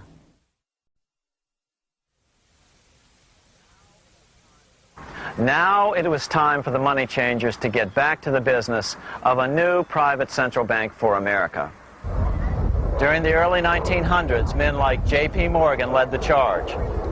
One final panic would be necessary to focus the nation's attention on the supposed need for a central bank. The rationale was that only a central bank can prevent bank failures. Morgan was clearly the most powerful banker in America and a suspected agent for the Rothschilds. Morgan had helped finance John D. Rockefeller's Standard Oil empire. He had also helped finance the monopolies of Edward Harriman in railroads, of Andrew Carnegie in steel, and of others in numerous industries. But on top of that, J.P. Morgan's father, Junius Morgan, had been America's financial agent to the British. After his father's death, J.P. Morgan took on a British partner, Edward Grenfell, a longtime director of the Bank of England. In fact, upon Morgan's death, his estate contained only a few $1 million. The bulk of the securities most people thought he owned were in fact owned by others. In 1902, President Theodore Roosevelt allegedly went after Morgan and his friends by using the Sherman Antitrust Act to try to break up their industrial monopolies. Actually, Roosevelt did very little to interfere in the growing monopolization of American industry by the bankers and their surrogates. For example, Roosevelt supposedly broke up the Standard Oil monopoly, but it wasn't really broken at all. It was merely divided into 7 corporations, all still controlled by the Rockefellers. The public was aware of this thanks to political cartoonists like Thomas Nast, who referred to the bankers as the money trust. By 1907, the year after Teddy Roosevelt's re-election, Morgan decided it was time to try for a central bank again. Using their combined financial muscle, Morgan and his friends were secretly able to crash the stock market. Thousands of small banks were vastly overextended. Some had reserves of less than 1% thanks to the fractional reserve principle. Within days, bank runs were commonplace across the nation. Now Morgan stepped into the public arena and offered to prop up the faltering American economy by supporting failing banks with money he manufactured out of nothing. It was an outrageous proposal, far worse than even fractional reserve banking, but Congress let him do it. Morgan manufactured $200 million worth of this completely reserveless private money and bought things with it, paid for services with it, and sent some of it to his branch banks to lend out at interest. His plan worked. Soon, the public regained confidence in money in general and quit hoarding their currency. But as a result, banking power was further consolidated into the hands of a few large banks. By 1908, the panic was over, and Morgan was hailed as a hero by the president of Princeton University, a man by the name of Woodrow Wilson. All this trouble could be averted if we appointed a committee of 6 or 7 public-spirited men like J.P. Morgan to handle the affairs of our country. Economics textbooks would later explain that the creation of the Federal Reserve System was the direct result of the panic of 1907. Quote, "With its alarming epidemic of bank failures, the country was fed up once and for all with the anarchy of unstable private banking," close quote. But Minnesota Congressman Charles A. Lindbergh Sr., the father of the famous aviator Lucky Lindy, later explained that the panic of 1907 was really just a scam. Those not favorable to the money trust could be squeezed out of business and the people frightened into demanding changes in the banking and currency laws which the money trust would frame. So, since the passage of the National Bank Act of 1863, the money changers had been able to create a series of booms and busts. The purpose was not only to fleece the American public of their property, but to later claim that the banking system was basically so unstable that it had to be consolidated into a central bank once again.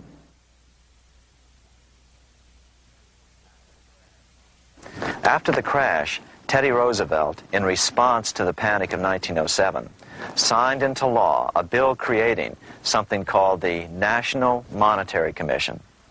The commission was to study the banking problem and make recommendations to Congress. Of course, the commission was packed with Morgan's friends and cronies. The chairman was a man named Senator Nelson Aldrich from Rhode Island. Aldrich represented the Newport, Rhode Island homes of America's richest banking families. His daughter married John D. Rockefeller, Jr., and together they had 5 sons: John, Nelson, who would become vice president in 1974, Lawrence, Winthrop, and David, the head of the Council on Foreign Relations and former chairman of Chase Manhattan Bank. As soon as the National Monetary Commission was set up, Senator Aldrich immediately embarked on a 2-year tour of Europe, where he consulted at length with the private central bankers in England, France, and Germany. The total cost of his trip alone to the taxpayers was $300,000, an astronomical sum in those days. Shortly after his return, on the evening of November 22, 1910, some of the wealthiest and most powerful men in America boarded Senator Aldrich's private rail car and in the strictest secrecy journeyed to this place, Jekyll Island, off the coast of Georgia. With the group came Paul Warburg. Warburg had been given a $500,000 per year salary to lobby for the passage of a privately owned central bank in America, by the investment firm Kuhn, Loeb and Company. Warburg's partner in this firm was a man named Jacob Schiff, the grandson of the man who shared the Greenshield house with the Rothschild family in Frankfurt. Schiff, as we'll find out later, was in the process of spending $20 million to finance the overthrow of the Tsar in Russia. These three European banking families, the Rothschilds, the Warburgs, and the Schiffs, were interconnected by marriage down through the years, just as their American banking counterparts, the Morgans, Rockefellers, and Aldriches were. Secrecy was so tight that all 7 primary participants were cautioned to use only first names to prevent servants from learning their identities. Years later, one participant, Frank Vanderlip, president of National City Bank of New York and a representative of the Rockefeller family, confirmed the Jekyll Island trip in a February 9, 1935 edition of the Saturday Evening Post. I was as secretive, indeed as furtive as any conspirator. Discovery, we knew, simply must not happen, or else all our time and effort would be wasted. If it were to be exposed that our particular group had got together and written a banking bill, that bill would have no chance whatever of passage by Congress. The participants came here to figure out how to solve their major problem, how to bring back a privately owned central bank. But there were other problems that needed to be addressed as well. First of all, the market share of the big national banks was shrinking fast. In the first 10 years of the century, the number of U.S. banks had more than doubled to over 20,000. By 1913, only 29% of all banks were national banks, and they held only 57% of all deposits. As Senator Aldrich later admitted in a magazine article,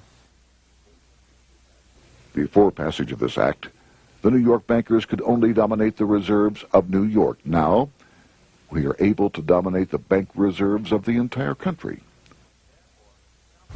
Therefore, something had to be done to bring these new banks under their control. As John D. Rockefeller put it, quote, "Competition is sin," close quote. Secondly, the nation's economy was so strong that corporations were starting to finance their expansions out of profits instead of taking out huge loans from large banks. In the first 10 years of the new century, 70% of corporate funding came from profits. In other words, American industry was becoming independent of the money changers, and that trend had to be stopped. All the participants knew that these problems could be hammered out into a workable solution, but perhaps their biggest problem was a public relations problem, the name of the new bank. That discussion took place right here in this room, one of the many conference rooms in this sprawling hotel, today known as the Jekyll Island Club Hotel. Aldrich believed that the word bank should not even appear in the name. Warburg wanted to call the legislation the National Reserve Bill or the Federal Reserve Bill. The idea here was to give the impression that the purpose of the new central bank was to stop bank runs, but also to conceal its monopoly character. However, it was Aldrich, the egotistical politician, who insisted it be called the Aldrich Bill. After 9 days at Jekyll Island, the group dispersed. The new central bank would be very similar to the old Bank of the United States. It would be given a monopoly over U.S. currency and create that money out of nothing. How does the Fed create money out of nothing? It's a four-step process. But first, a word on bonds. Bonds are simply promises to pay, or government IOUs. People buy bonds to get a secure rate of interest. At the end of the term of the bond, the government repays the bond plus interest, and the bond is destroyed. There are about $3.6 trillion worth of these loans or bonds at present. Now here's the Fed money-making process. Step 1. The Federal Open Market Committee approves the purchase of U.S. bonds on the open market. Step 2. The bonds are purchased by the Fed from whoever is offering them for sale on the open market. Step 3, the Fed pays for the bonds with electronic credits to the seller's bank, which in turn credits the seller's bank account. The trick is that these credits are based on nothing. The Fed just creates them. Step 4, the banks use these deposits as reserves. They can loan out over 10 times the amount of their reserves to new borrowers, all at interest. In this way, a Fed purchase of, say, $1 million worth of bonds gets turned into over $10 million in bank accounts. The Fed, in effect, creates 10% of this totally new money, and the banks create the other 90%. To reduce the amount of money in the economy, the process is just reversed. The Fed sells bonds to the public, and the money flows out of the purchaser's local bank. Loans must be reduced by 10 times the amount of the sale. So, a Fed sale of $1 million in bonds results in $10 million less money in the economy. So how does this benefit the bankers whose representatives huddled at Jekyll Island?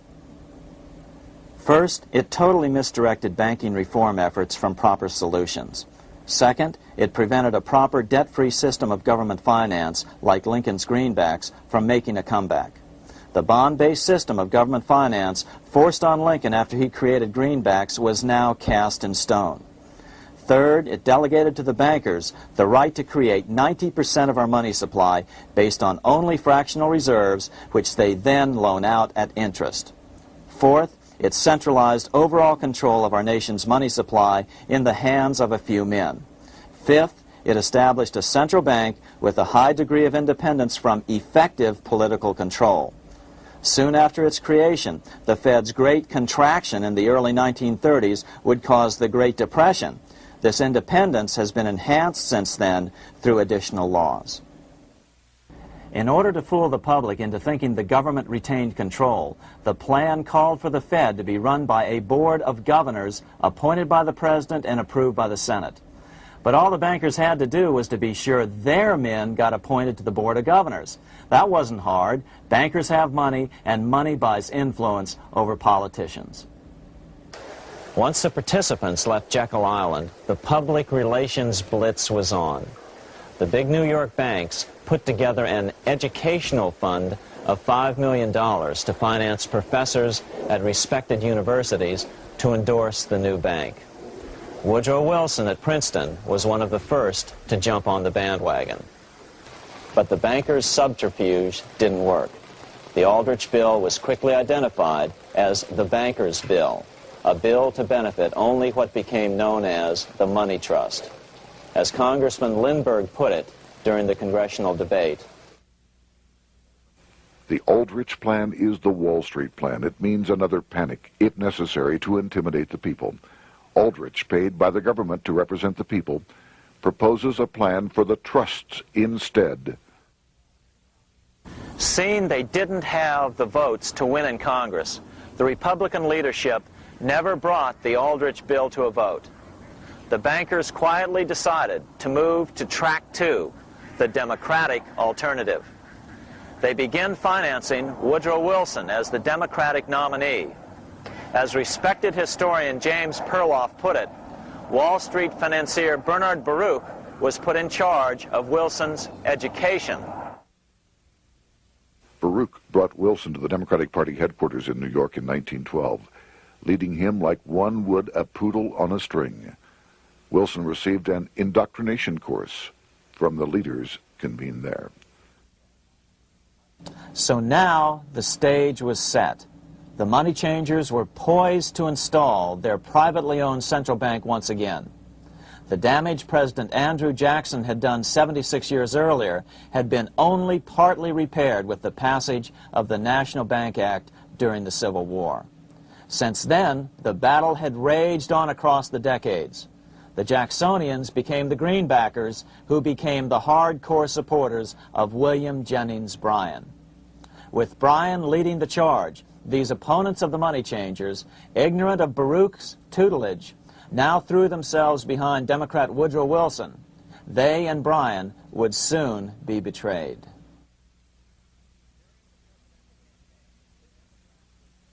During the presidential campaign, the Democrats were careful to pretend to oppose the Aldrich bill. As Representative Louis McFadden, himself a Democrat, as well as chairman of the House Banking and Currency Committee, explained it 20 years after the fact. The Aldrich bill was condemned in the platform. When Woodrow Wilson was nominated, the men who ruled the Democratic Party promised the people that if they were returned to power, there would be no central bank established here while they held the reins of government. 13 months later, that promise was broken, and the Wilson administration, under the tutelage of those sinister Wall Street figures who stood behind Colonel House, established here in our free country the worm-eaten, monarchical institution of the King's Bank, to control us from the top downward and to shackle us from the cradle to the grave. Once Wilson was elected, Morgan, Warburg, Baruch, and company advanced a new plan, which Warburg named the Federal Reserve System. The Democratic leadership hailed the new bill, called the Glass-Owen bill, as something radically different from the Aldrich bill. But in fact, the bill was virtually identical in every important detail. In fact, so vehement were the Democratic denials of similarity that Paul Warburg, the father of both bills, had to step in to reassure his paid friends in Congress that the two bills were virtually identical. Brushing aside the external differences affecting the shells, we find the kernels of the two systems very closely resembling and related to one another. But that admission was for private consumption only. Publicly, the money trust trotted out Senator Aldrich and Frank Vanderlip, the president of Rockefeller's National City Bank of New York and one of the Jekyll Island Seven, to oppose the new Federal Reserve System. Years later, however, Vanderlip admitted in the Saturday Evening Post that the two measures were virtually identical. Although the Aldrich Federal Reserve Plan was defeated when it bore the name Aldrich, nevertheless, its essential points were all contained in the plan that finally was adopted. As Congress neared a vote, they called Ohio attorney Alfred Crozier to testify. Crozier noted the similarities between the Aldrich bill and the Glass-Owen bill. The bill grants just what Wall Street and the big banks for 25 years have been striving for: private instead of public control of currency. It, the Glass-Owen bill, does this as completely as the Aldrich bill. Both measures rob the government and the people of all effective control over the public's money, and vest in the banks exclusively the dangerous power to make money among the people scarce or plenty. During the debate on the measure, senators complained that the big banks were using their financial muscle to influence the outcome. "There are bankers in this country who are enemies of the public welfare," said one senator. What an understatement. Despite the charges of deceit and corruption, the bill was finally snuck through the Senate on December 22, 1913, after most senators had left town for the holidays, after having been assured by the leadership that nothing would be done until long after the Christmas recess. On the day the bill was passed, Congressman Lindbergh prophetically warned his countrymen that this act establishes the most gigantic trust on earth. When the president signs this bill, the invisible government by the monetary power will be legalized. The people may not know it immediately, but the day of reckoning is only a few years removed. The worst legislative crime of the ages is perpetrated by this banking bill. On top of all this, only weeks earlier, Congress had finally passed a bill legalizing income tax. Why was the income tax law important? Because bankers finally had in place a system which would run up a virtually unlimited federal debt. How would the interest on this debt be repaid? Never mind the principal. Remember, a privately owned central bank creates the principal out of nothing. The federal government was small then. Up to then, it had subsisted merely on tariffs and excise taxes. No, just as with the Bank of England, the interest payments had to be guaranteed by direct taxation of the people. The money changers knew that if they had to rely on contributions from the states, eventually the individual state legislatures would revolt and either refuse to pay the interest on their own money or at least bring political pressure to bear to keep the debt small. It is interesting to note that in 1895, the Supreme Court had found a similar income tax law to be unconstitutional. The Supreme Court even found a corporate income tax law unconstitutional in 1909. As a result, Senator Aldrich hustled a bill for a constitutional amendment allowing income tax through the Congress. The proposed 16th Amendment to the Constitution was then sent to the state legislatures for approval. But some critics claim that the 16th Amendment was never ratified by the necessary 3/4 of the states. In other words, the 16th Amendment may not be legal. But the money changers were in no mood to debate the fine points. By October of 1913, Senator Aldrich had hustled the income tax bill through Congress. Without the power to tax the people directly and bypass the states, the Federal Reserve Bill would be far less useful to those who wanted to drive America deeply into their debt. A year after the passage of the Federal Reserve Bill, Congressman Lindbergh explained how the Fed created what we have come to call the business cycle and how they use it to their advantage. To cause high prices, all the Federal Reserve Board will do will be to lower the rediscount rate, producing an expansion of credit and a rising stock market. Then, when businessmen are adjusted to these conditions, it can check prosperity in mid-career by arbitrarily raising the rate of interest. It can cause the pendulum of a rising and falling market to swing gently back and forth by slight changes in the discount rate, or cause violent fluctuations by a greater rate variation. And in either case, it will possess inside information as to financial conditions and advanced knowledge of the coming change, either up or down. This is the strangest, most dangerous advantage ever placed in the hands of a special privileged class by any government that ever existed. The system is private, conducted for the sole purpose of obtaining the greatest possible profits from the use of other people's money. They know in advance when to create panics to their advantage. They also know when to stop panic. Inflation and deflation work equally well for them when they control finance. Congressman Lindbergh was correct on all points. What he didn't realize was that most European nations had already fallen prey to the central bankers decades or centuries earlier. But he also mentions the interesting fact that only 1 year later, the Fed had cornered the market in gold. This is how he put it, quote, "Already, the Federal Reserve banks have cornered the gold and gold certificates," close quote. But Congressman Lindbergh was not the only critic of the Fed. Congressman Lewis McFadden, the chairman of the House Banking and Currency Committee from 1920 to 1931, remarked that the Federal Reserve Act brought about a superstate controlled by international bankers and international industrialists acting together to enslave the world for their own pleasure.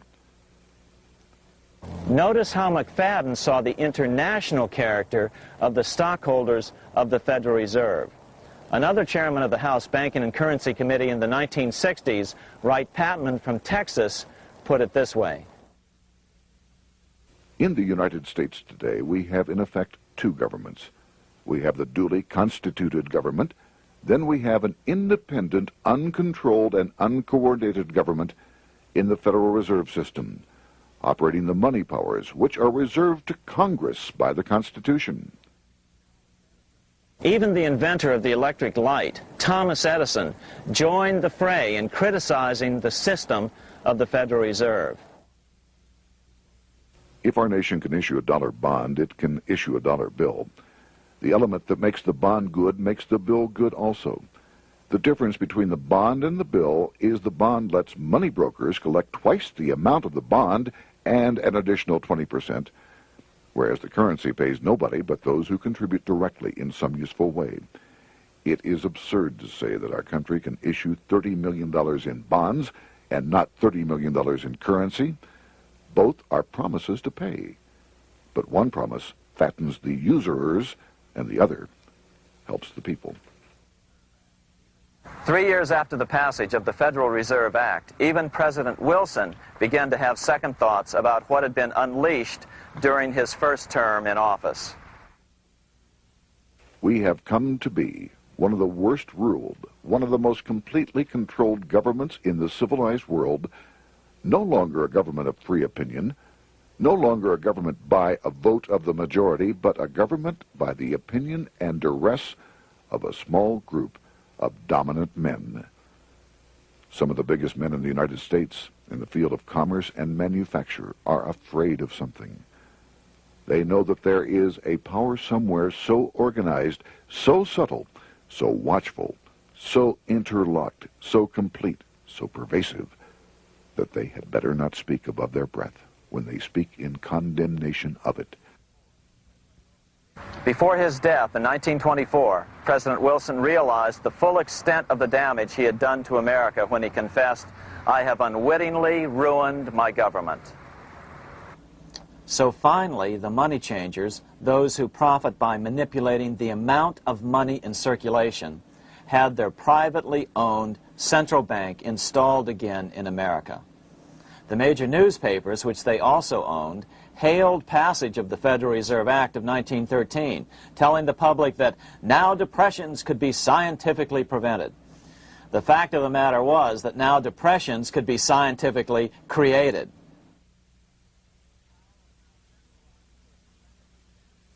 Power was now centralized to a tremendous extent.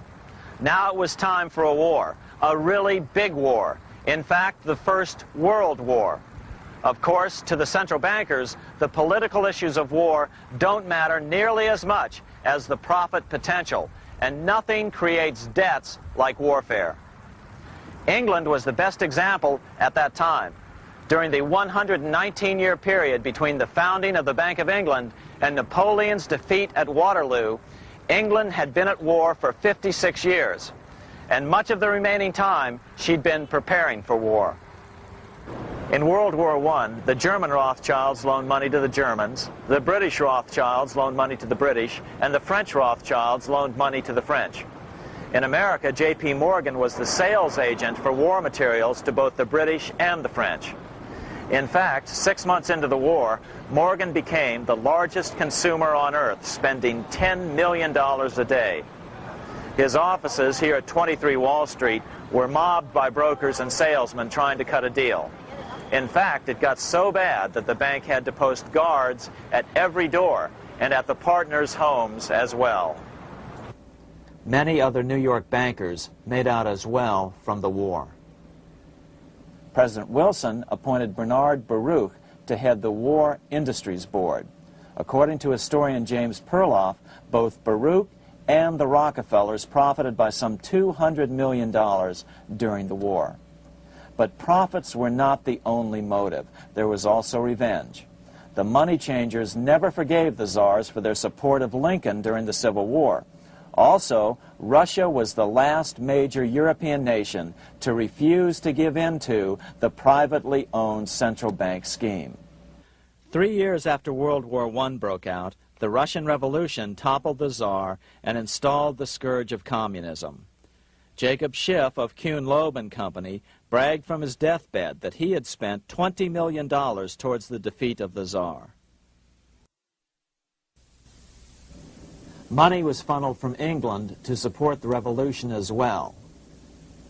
Why would some of the richest men in the world financially back communism, the system that was openly vowing to destroy the so-called capitalism that made them wealthy? Researcher Gary Allen explained it this way. If one understands that socialism is not a share the wealth program, but is in reality a method to consolidate and control the wealth, then the seeming paradox of super-rich men promoting socialism becomes no paradox at all. Instead, it becomes logical, even the perfect tool of power-seeking megalomaniacs. Communism, or more accurately socialism, is not a movement of the downtrodden masses, but of the economic elite. As W. Cleon Skousen put it in his 1970 book, The Naked Capitalist, power from any source tends to create an appetite for additional power. It was almost inevitable that the super-rich would one day aspire to control not only their own wealth, but the wealth of the whole world. To achieve this, they were perfectly willing to feed the ambitions of the power-hungry political conspirators who were committed to the overthrow of all existing governments and the establishments of a central worldwide dictatorship. but what if these revolutionaries get out of control and try to seize power from the super-rich? After all, it was Mao Zedong who in 1938 stated his position concerning power. Political power grows out of the barrel of a gun. The Wall Street, London axis elected to take the risk. The master planners attempted to control revolutionary communist groups by feeding them vast quantities of money when they obeyed and contracting their money supply or even financing their opposition if they got out of control. Lenin began to understand that although he was the absolute dictator of the new Soviet Union, he was not pulling the financial strings. Someone else was silently in control. The state does not function as we desired. The car does not obey. A man is at the wheel and seems to lead it, but the car does not drive in the desired direction. It moves as another force wishes.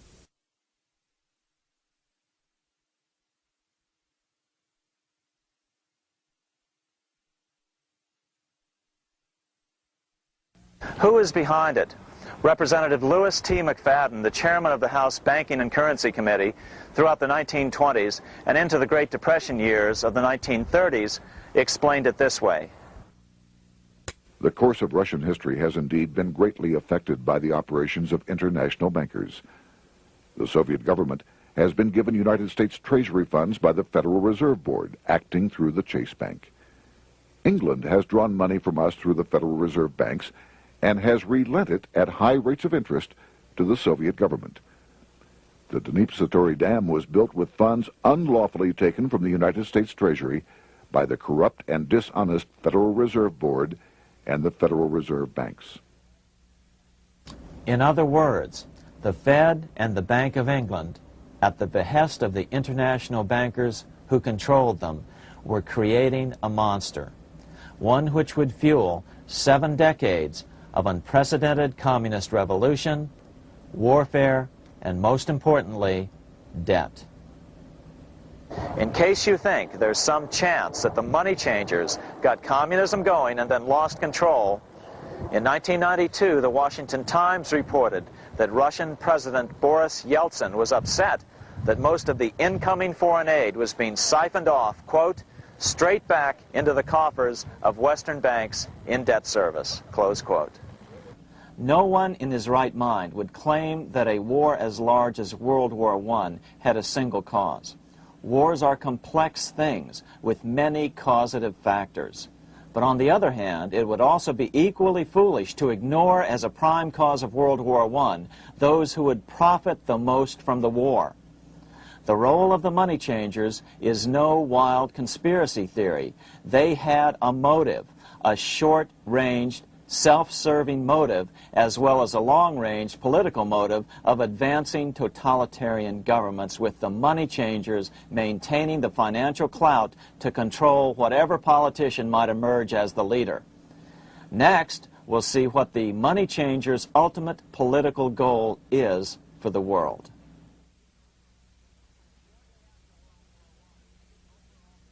Shortly after World War I, the overall political agenda of the money changers began to be clear. Now that they controlled national economies individually, the next step was the ultimate form of consolidation, world government. The new world government proposal was given top priority at the Paris Peace Conference after World War I.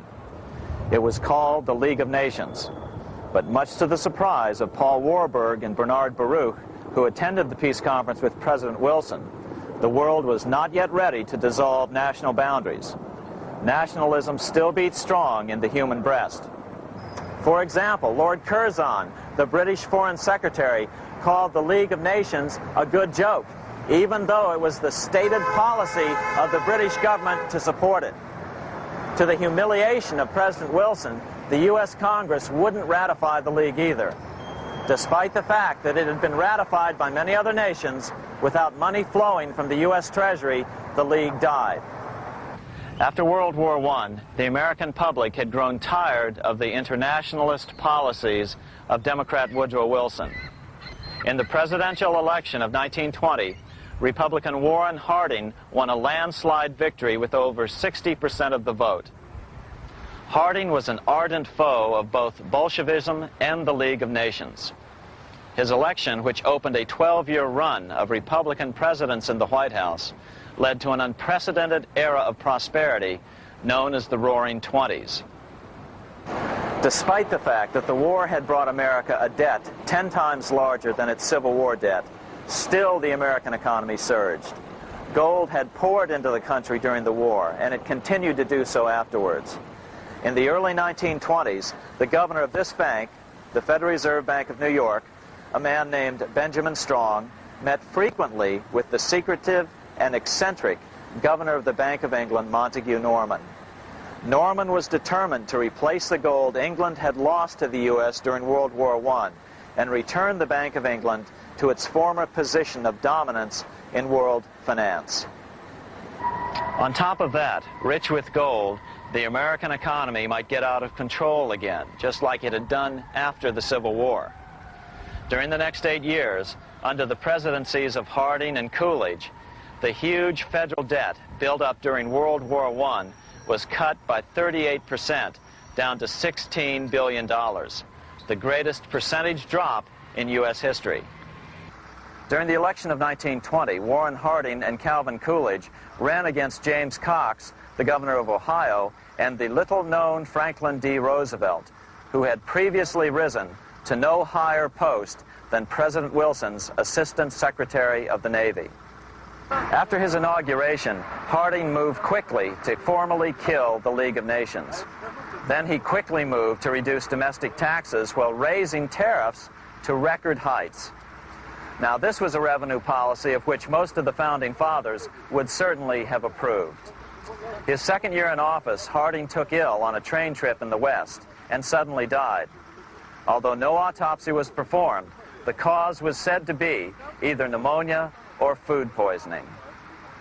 When Coolidge took over, he continued Harding's domestic economic policy of high tariffs on imports while cutting income taxes.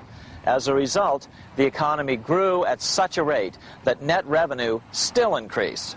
Now that had to be stopped. So just as they'd done so frequently before, the money changers decided it was time to crash the American economy. The Federal Reserve began flooding the country with money. They increased the money supply by 62% during these years. Money was plentiful. This is why it was known as the Roaring Twenties. Before his death in 1919, former President Teddy Roosevelt warned the American people what was going on.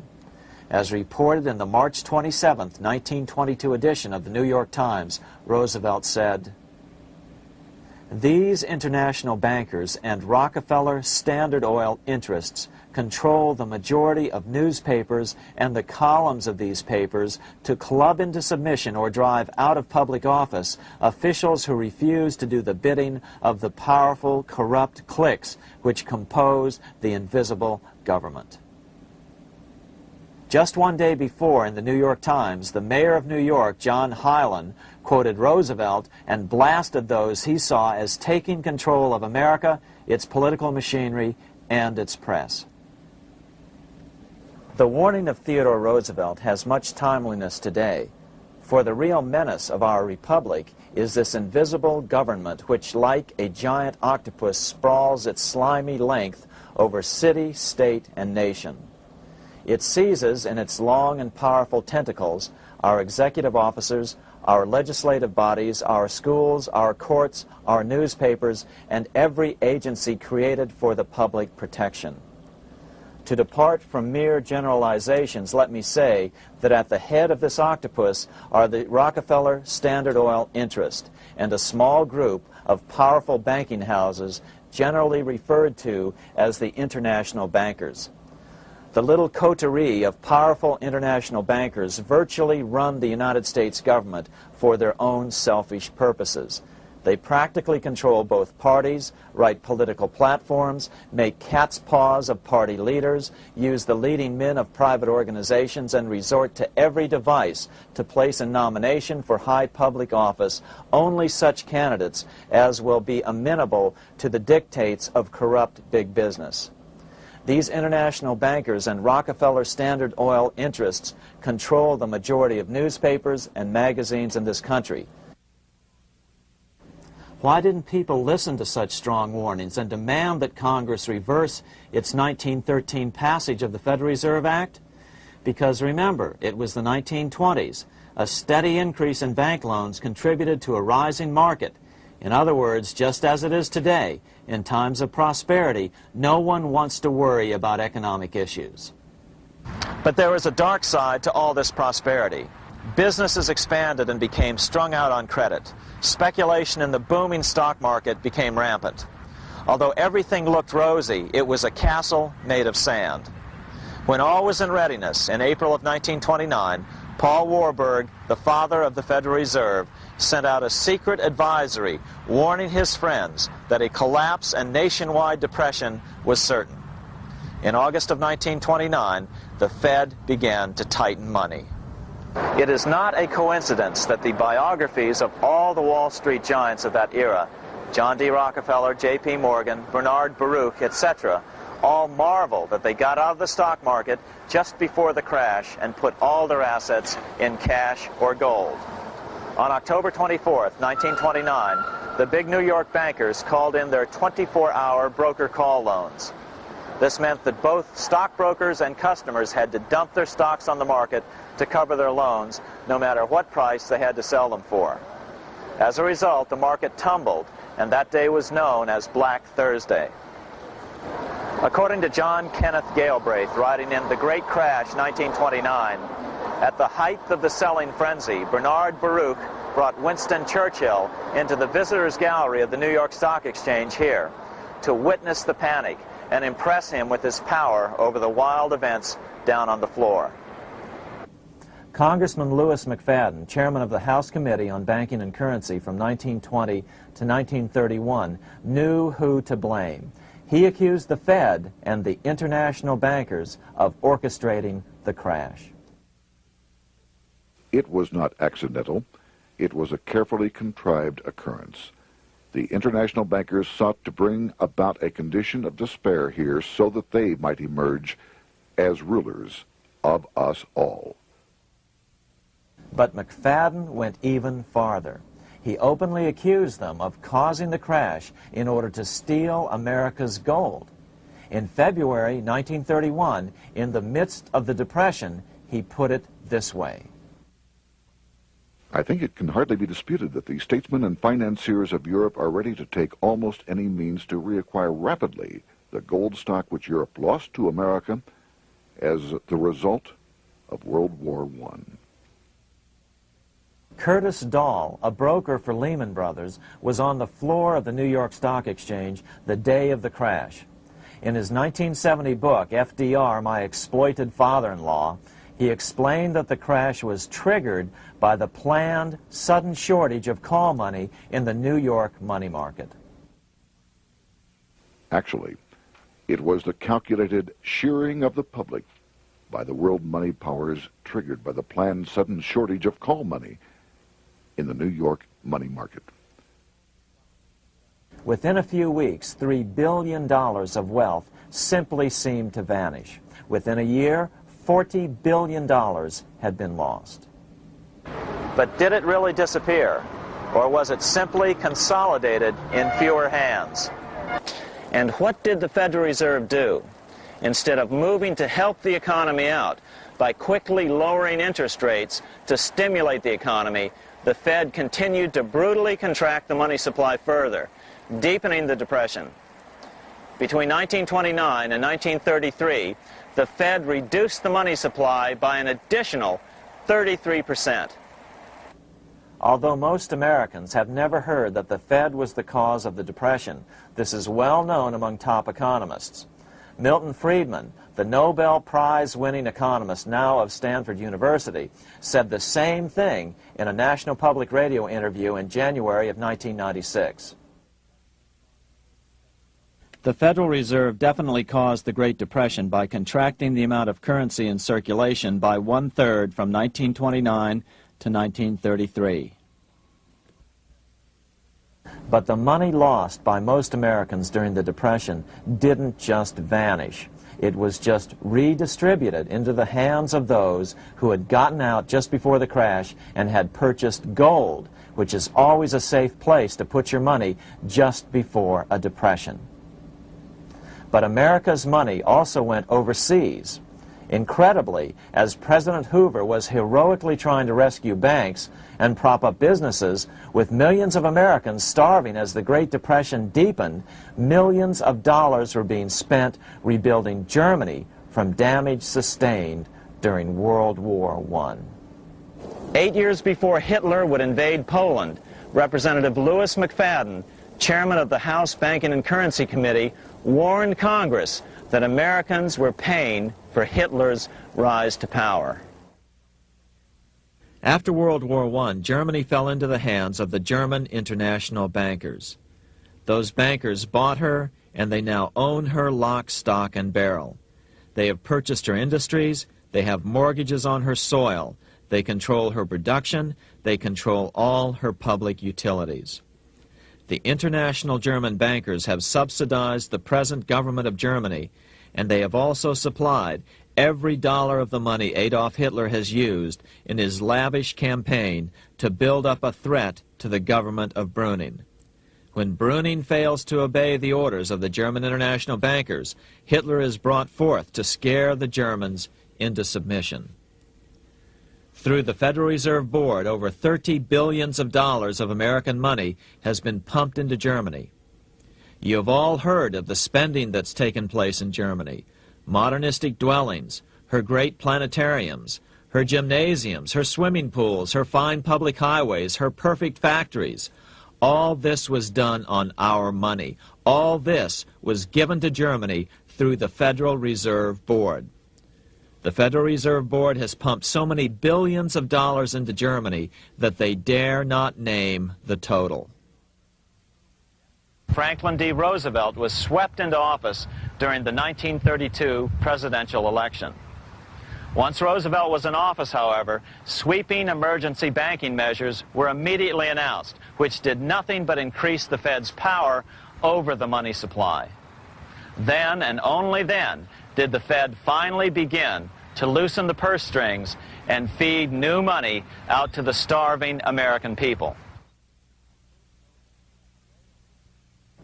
At first, Roosevelt railed against the money changers as being the cause of the Depression. Believe it or not, this is what he said on March 4th, 1933, in his inaugural address. Practices of the unscrupulous money changers stand indicted in the court of public opinion, rejected by the hearts and minds of men. The money changers have fled from their high seats in the temple of our civilization. But 2 days later, Roosevelt declared a bank holiday and closed all banks. Later that year, Roosevelt outlawed private ownership of all gold bullion and all gold coins with the exception of rare coins. Most of the gold in the hands of the average American was in the form of gold coins. The new decree was, in effect, a confiscation. Those who didn't comply risk as much as 10 years in prison and a $10,000 fine, the equivalent of $100,000 today. Out in small-town America, some people didn't trust Roosevelt's order. Many were torn between keeping their hard-earned wealth or obeying the government.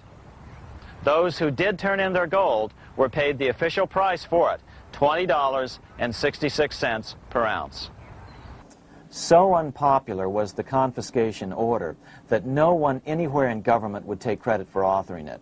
No congressman claimed it. At the signing ceremony, President Roosevelt made it clear to all present that he was not the author of it and publicly stated that he had not ever read it.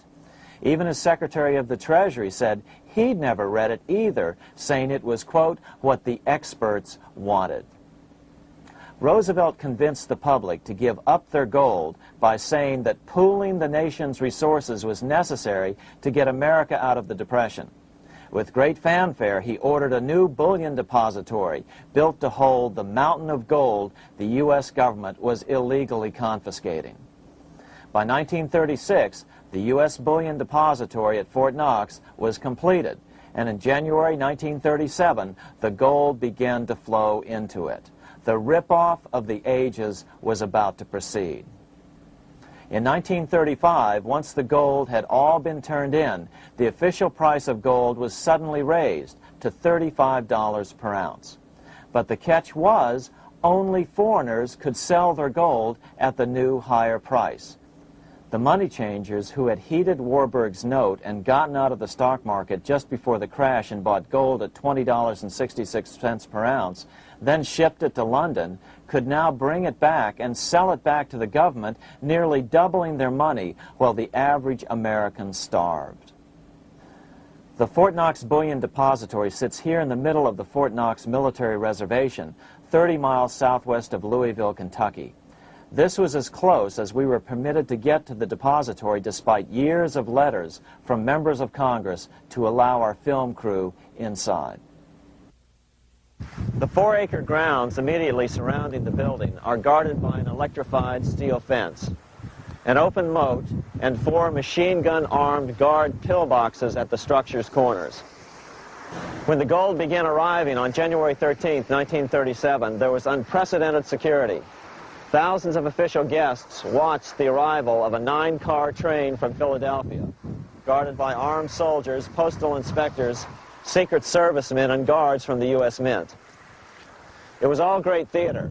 America's gold supply from across the land had been pooled, supposedly for the public benefit, and then safely tucked into Fort Knox. But all that security would soon be breached by the government itself. Now the stage was set for a really big war, one which would pile up debt far beyond that of World War I. For example, in 1944 alone, the U.S. national income was only $183 billion, yet $103 billion was spent on the war. This was 30 times the spending rate during World War I. In fact, the American taxpayer picked up 55% of the total Allied cost of the war. But equally important, virtually every nation involved in World War II greatly multiplied their debt. In the U.S., for example, federal debt went from $43 billion in 1940 up to $257 billion in 1950, an increase of 598%.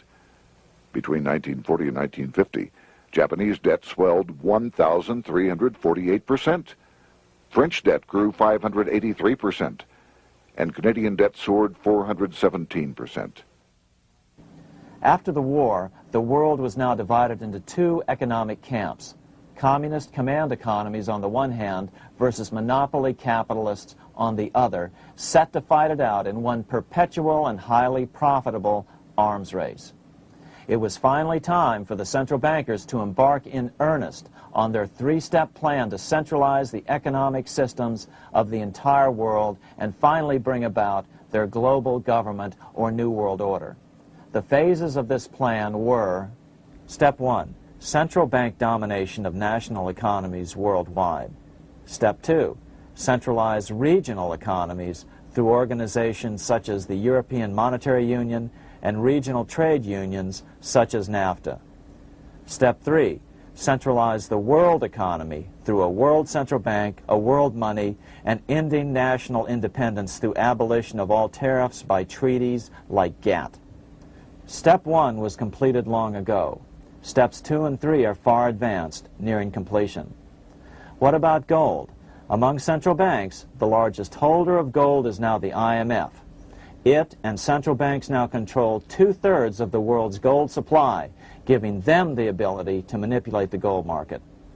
Remember the money changer's golden rule: he who has the gold makes the rules. But before we get into solutions to our problem, let's take a look at what happened to all that gold in Fort Knox. Because if we don't understand that the gold has been stolen, we'll allow ourselves to be stampeded into the wrong solution, a gold-backed currency. Most Americans still believe that the gold is still here at Fort Knox. At the end of World War II, Fort Knox contained over 700 million ounces of gold, an incredible 70% of all the gold in the world. How much remains? No one knows. Despite the fact that federal law requires an annual physical audit of Fort Knox gold, the Treasury has consistently refused to conduct one. The truth is that a reliable audit of whatever remains here has not been conducted since President Eisenhower ordered one in 1953. Where did America's gold in Fort Knox go? Over the years, it was sold off to European money changers at the $35 per ounce price. Remember, this was during a time when it was illegal for Americans to buy any of their own gold from Fort Knox. In fact, there was a very infamous case where the Firestone family set up a string of dummy corporations to purchase Fort Knox gold and keep it in Switzerland, never hitting U.S. shores. They were eventually caught, however, and successfully prosecuted. Finally, by 1971, all the pure gold had been secretly removed from Fort Knox, drained back to London. Once the gold was gone from Fort Knox, President Nixon closed the gold window by repealing Roosevelt's Gold Reserve Act of 1934, finally making it legal once again for Americans to buy gold. Naturally, gold prices immediately began to soar. 9 years later, gold sold for $880 per ounce, 25 times what the gold in Fort Knox was sold for. One would think that eventually someone in the government would get wind of what was happening and blow the whistle. The largest fortune in the history of the world stolen. Shades of the old James Bond film, Goldfinger. Well, as a matter of fact, Ian Fleming, the author of the James Bond series, was head of the British counterintelligence service, MI5. Some believe in the intelligence community that he wrote much of his fiction as a warning, as many authors of fiction do. If the removal of all the good delivery gold from Fort Knox can be viewed as a deliberate raid on the U.S. Treasury, then such an operation might well have been years in the making, namely 40 years. Certainly enough time for Fleming to get wind of it and try to prevent it. So just how did the story of the Fort Knox gold robbery get out?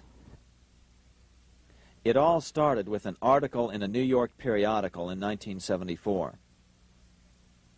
The article charged that the Rockefeller family was manipulating the Federal Reserve to sell off Fort Knox gold at bargain basement prices to anonymous European speculators. 3 days later, the anonymous source of the story, Louise Auchincloss Boyer, mysteriously fell to her death from the window of her 10th floor apartment in New York. How would Mrs. Boyer have known of the Rockefeller connection to the Fort Knox gold heist? She was the longtime secretary of Nelson Rockefeller. For the next 14 years, this man, Ed Durrell, a wealthy Ohio industrialist, devoted himself to a quest for the truth concerning the Fort Knox gold.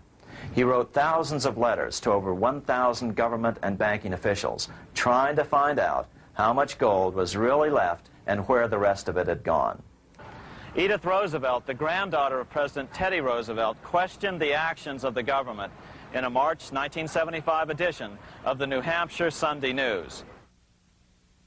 Allegations of missing gold from our Fort Knox vaults are being widely discussed in European financial circles. But what is puzzling is that the administration is not hastening to demonstrate conclusively that there is no cause for concern over our gold treasure, if indeed it is in a position to do so. Unfortunately, Ed Durrell never did accomplish his primary goal, a full audit of the gold reserves in Fort Knox. It's incredible that the world's greatest treasure has had little accounting or auditing. This gold belonged to the American people, not the Federal Reserve and their foreign owners. One thing is certain, the government could blow all of this speculation away in a few days with a well-publicized audit under the searing lights of media cameras. It has chosen not to do so. One must conclude that they are afraid of the truth such an audit would reveal. What is the government so afraid of? Here's the answer. When President Ronald Reagan took office in 1981, his conservative friends urged him to study the feasibility of returning to a gold standard as the only way to curb government spending. It sounded like a reasonable alternative, so President Reagan appointed a group of men called the Gold Commission to study the situation and report back to Congress. What Reagan's Gold Commission reported back to Congress in 1982 was the following shocking revelation concerning gold. The U.S. Treasury owned no gold at all. All the gold that was left in Fort Knox was now owned by the Federal Reserve, a group of private bankers, as collateral against the national debt. The truth of the matter is that never before has so much money been stolen from the hands of the general public and put into the hands of a small group of private investors, the money changers.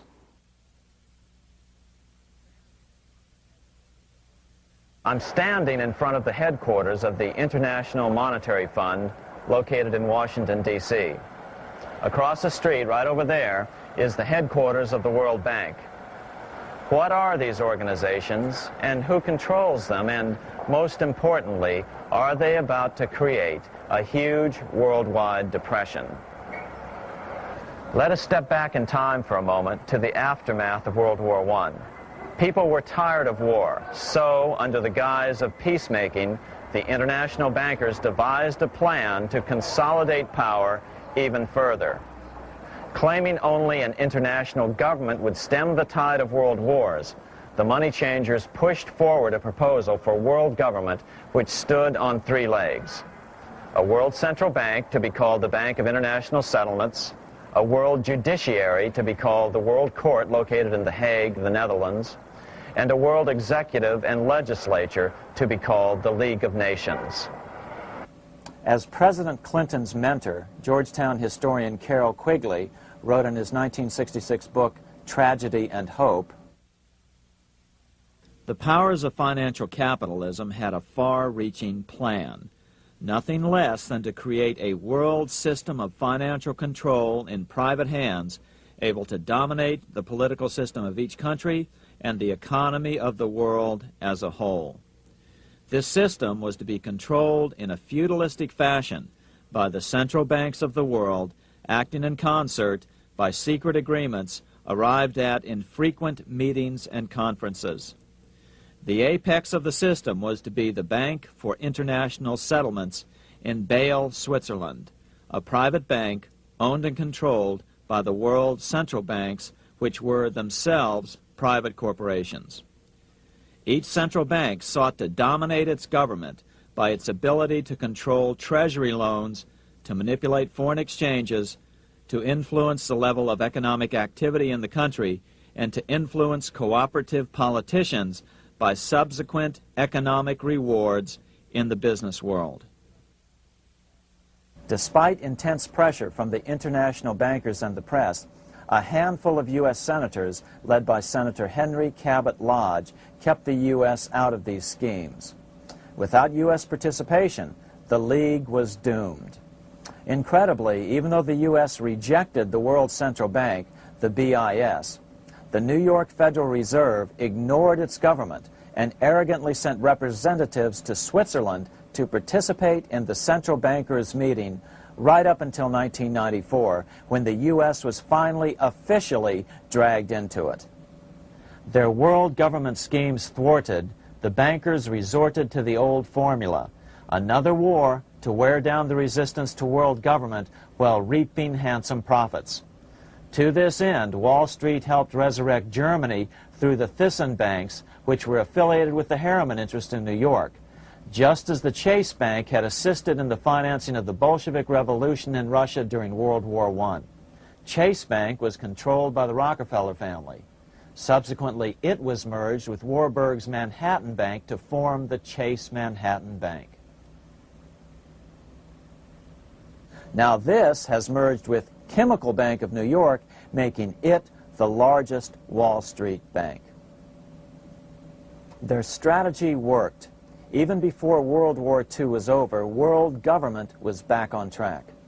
In 1944, at Bretton Woods, New Hampshire, the International Monetary Fund and the World Bank were approved with full U.S. participation.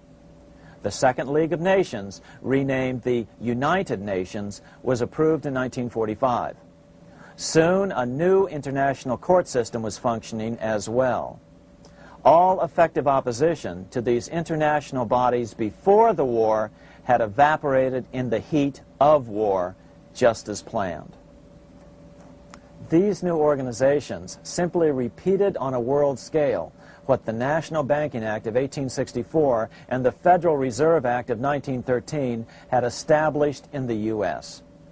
They created a banking cartel composed of the world's central banks, which gradually assumed the power to dictate credit policies to the banks of all the nations. For example, just as the Federal Reserve Act authorized the creation of a new national fiat currency called Federal Reserve Notes, the IMF has been given the authority to issue a world fiat money called Special Drawing Rights, or SDRs. To date, the IMF has created in excess of $30 billion worth of SDRs.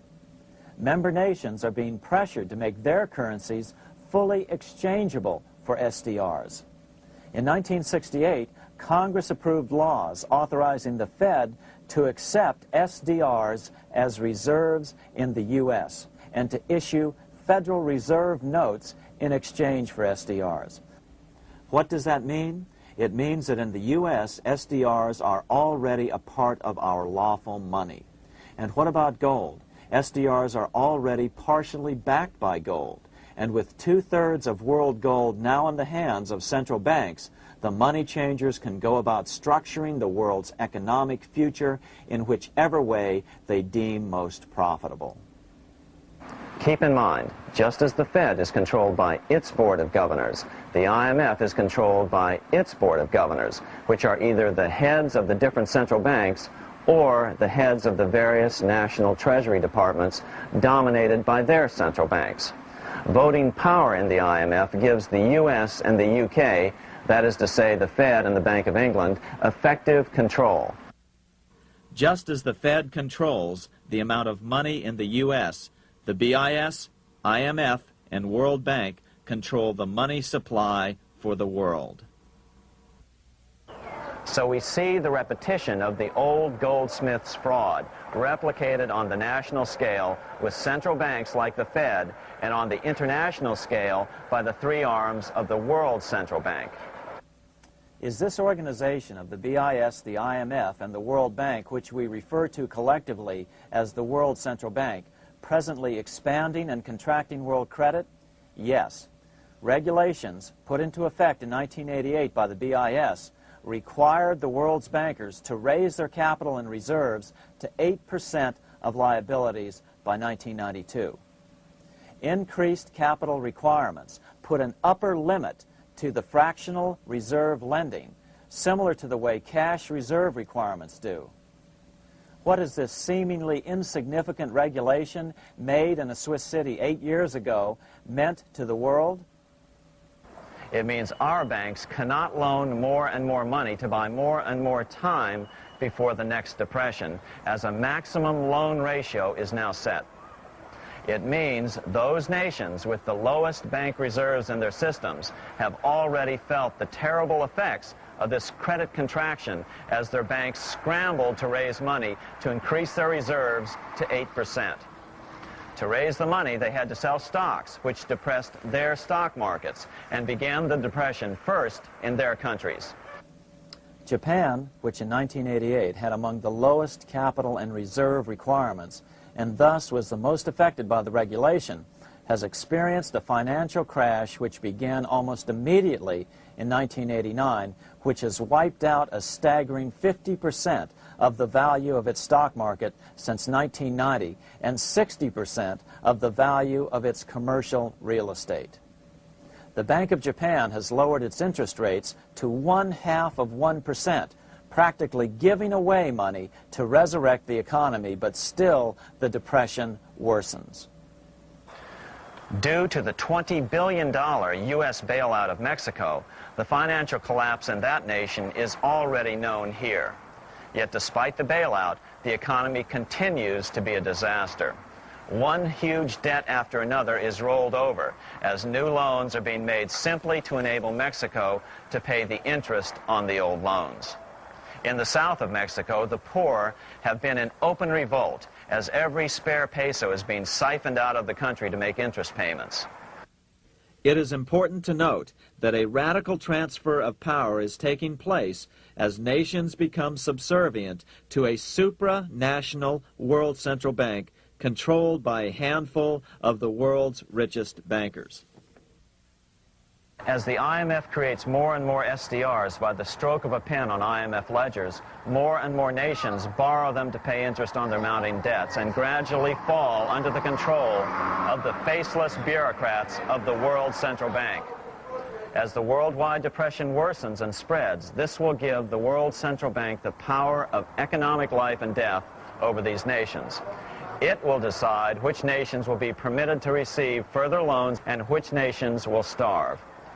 Despite all the rhetoric about development and the alleviation of poverty, the result is a steady transfer of wealth from the debtor nations to the money changers' central banks which control the IMF and the World Bank.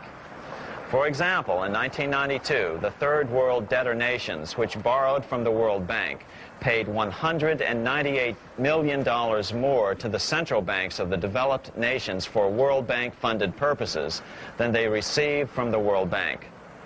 All this increases their permanent debt in exchange for temporary relief of poverty caused by prior borrowings. Already, these repayments exceed the amount of the new loans. By 1992, Africa's external debt had reached $290 billion, 2.5 times greater than in 1980, resulting in skyrocketing infant mortality rates and unemployment, deterioration of schools, housing, and the general health of the people.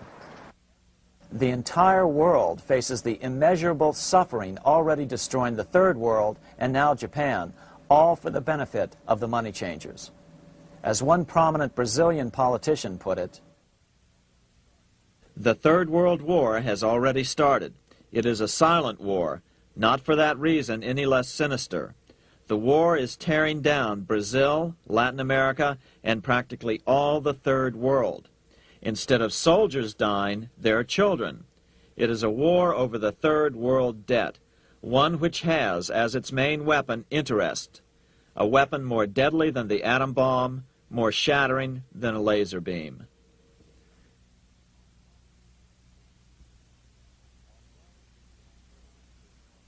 Although it would be absurd to ignore the pivotal role played by influential families such as the Rothschilds, the Warburgs, the Schiffs, the Morgans, and the Rockefellers in any review of the history of central banking and fractional banking, keep in mind, by now, central banks and the large commercial banks are up to 3 centuries old and deeply entrenched in the economic life of many nations.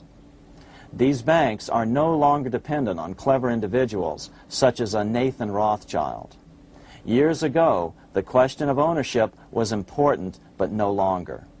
For example, both the Bank of England and the Bank of France were nationalized after World War II, and nothing changed, nothing at all. They endure and continue to grow, now protected by numerous laws, paid politicians, and mortgaged media, untouched by the changing of generations. 3 centuries have given them an aura of respectability. The old school tie is now worn by the 6th generation son, who's been raised in a system that he may never question as he is named to serve on the governing boards of countless philanthropic organizations. To focus attention today on individuals or families, or to attempt to sort out the current holders of power, serves little useful purpose and would be a distraction from the cure. The problem is far bigger than that. It is the corrupt banking system that was and is being used to consolidate vast wealth into fewer and fewer hands that is our current economic problem. Change the names of the main players now, and the problem will neither go away nor even miss a beat.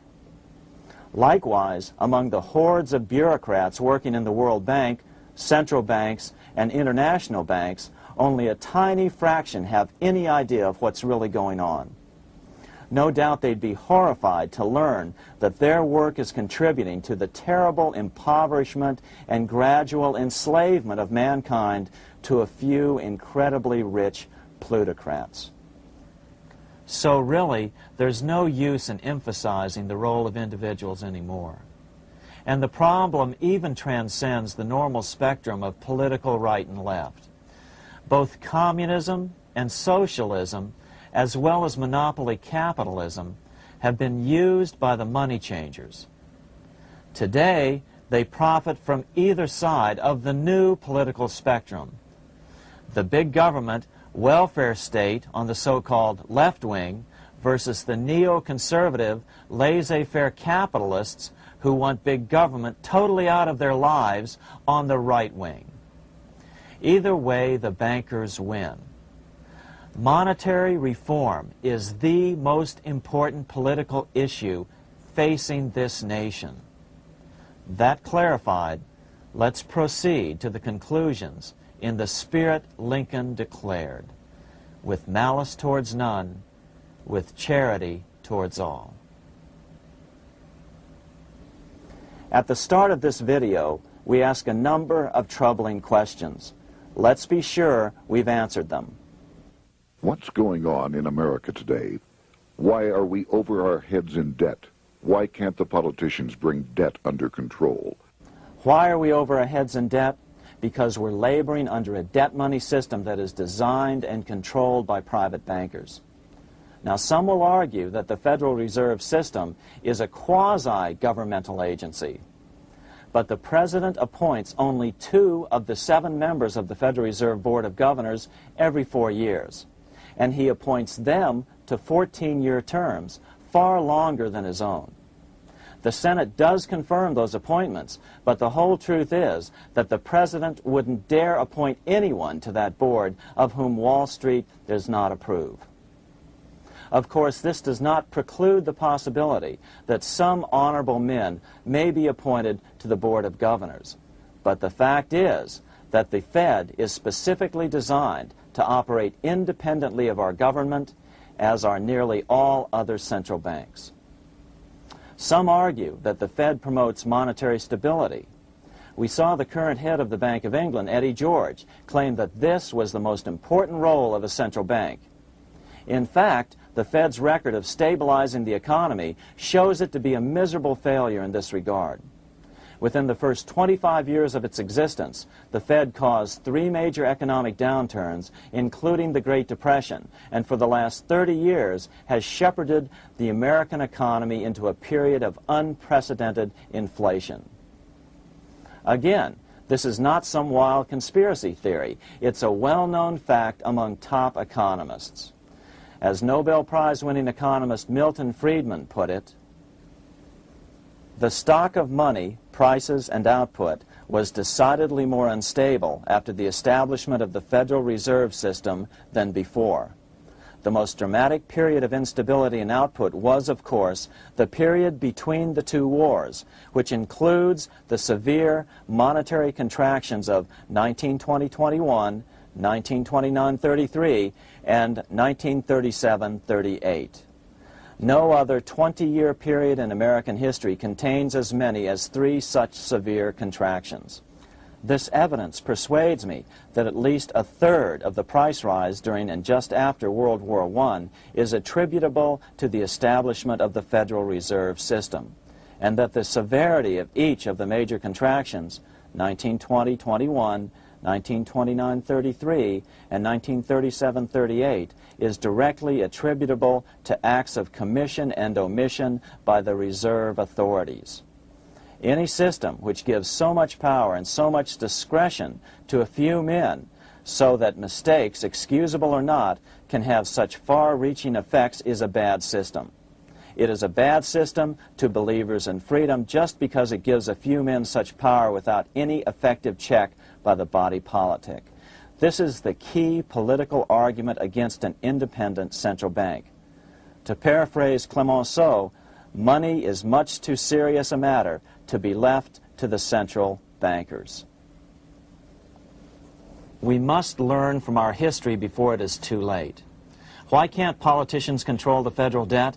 Because all our money is created out of debt. Again, it's a debt money system. Our money is created initially by the purchase of U.S. bonds. The public buys bonds like savings bonds, the banks buy bonds, foreigners buy bonds, and when the Fed wants to create more money in the system, it buys bonds, but pays for them with a simple bookkeeping entry which it creates out of nothing. Then this new money, created by the Fed, is multiplied by a factor of 10 by the banks thanks to the fractional reserve principle. So although the banks don't create currency, they do create checkbook money or deposits by making new loans.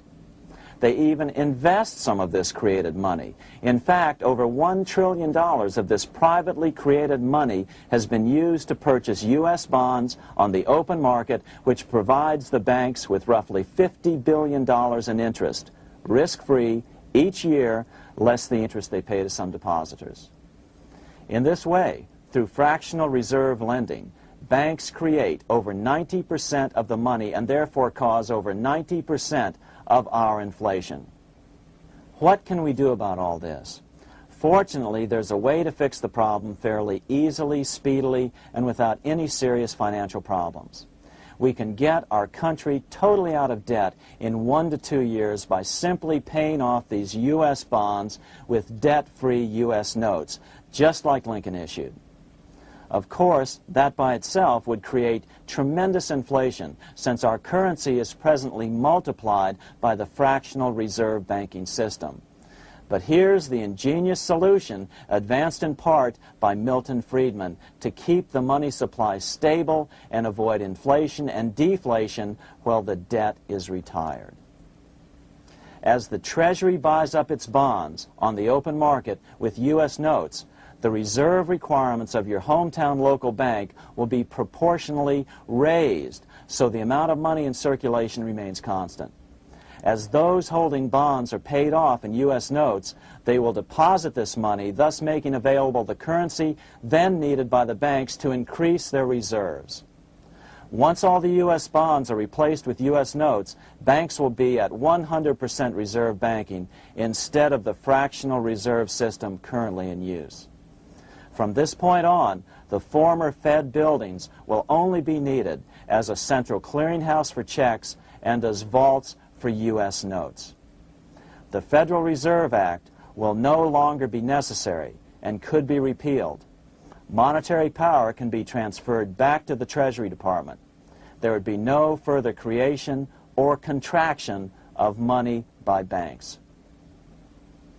By doing it this way, our national debt can be paid off in a single year or so, and the Fed and fractional reserve banking abolished, without national bankruptcy, financial collapse, inflation or deflation, or any significant change in the way the average American goes about his business.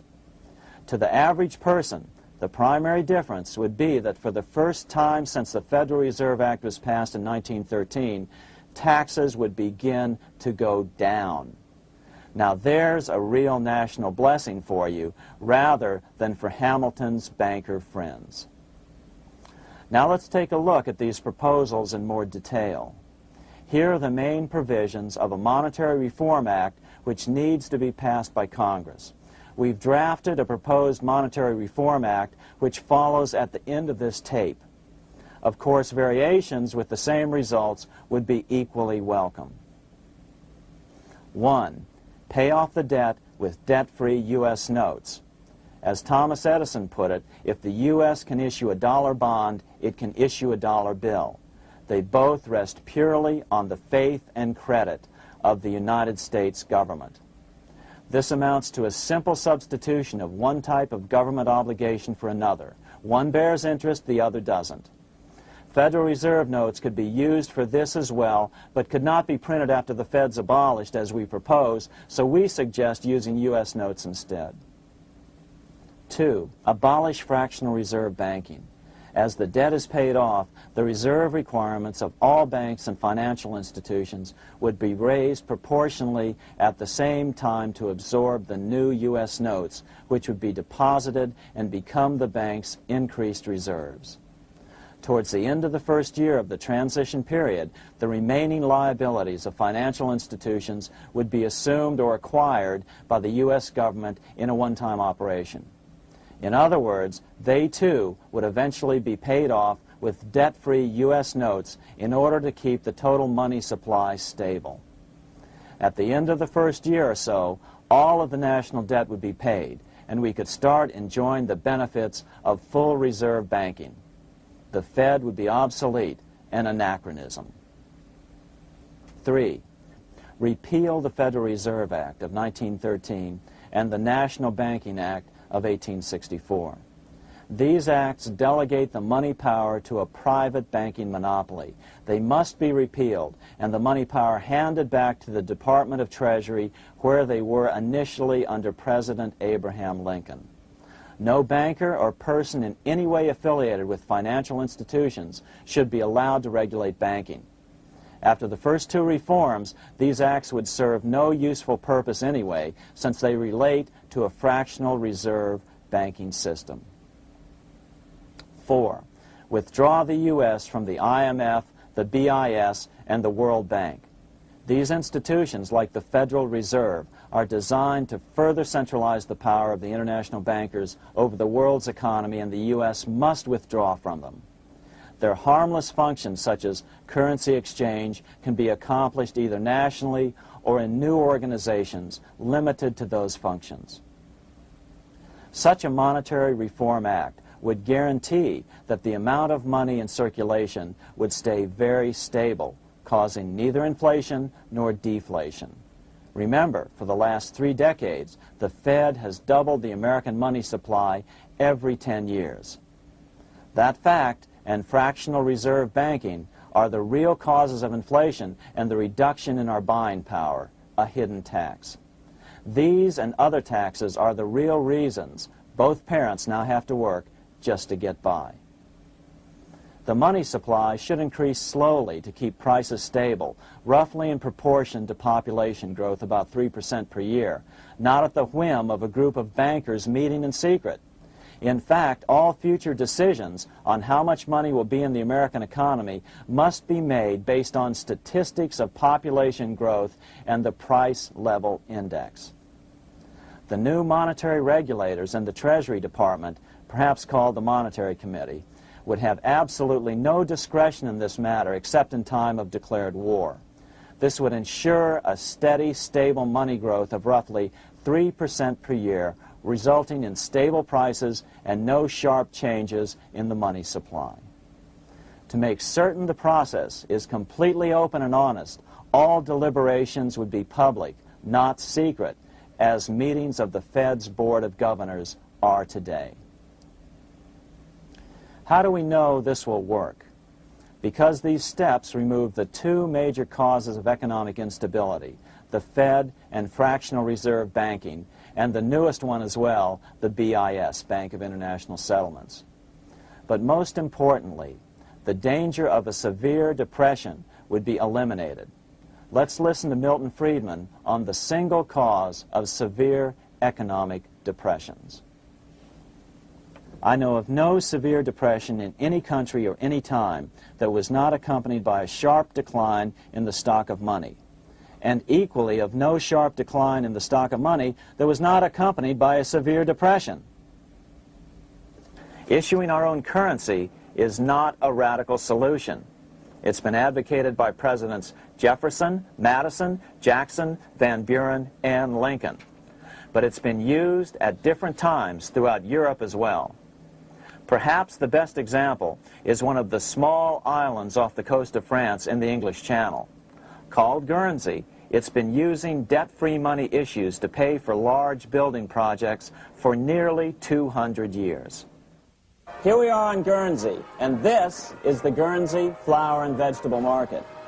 Guernsey is one of the most successful examples of just how well a debt-free money system can work. In 1815, a committee was appointed to investigate how best to finance this new market.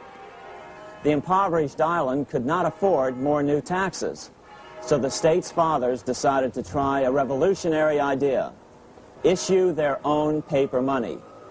They were just colorful paper notes, backed by nothing, but the people of this tiny island agreed to accept them and trade with them.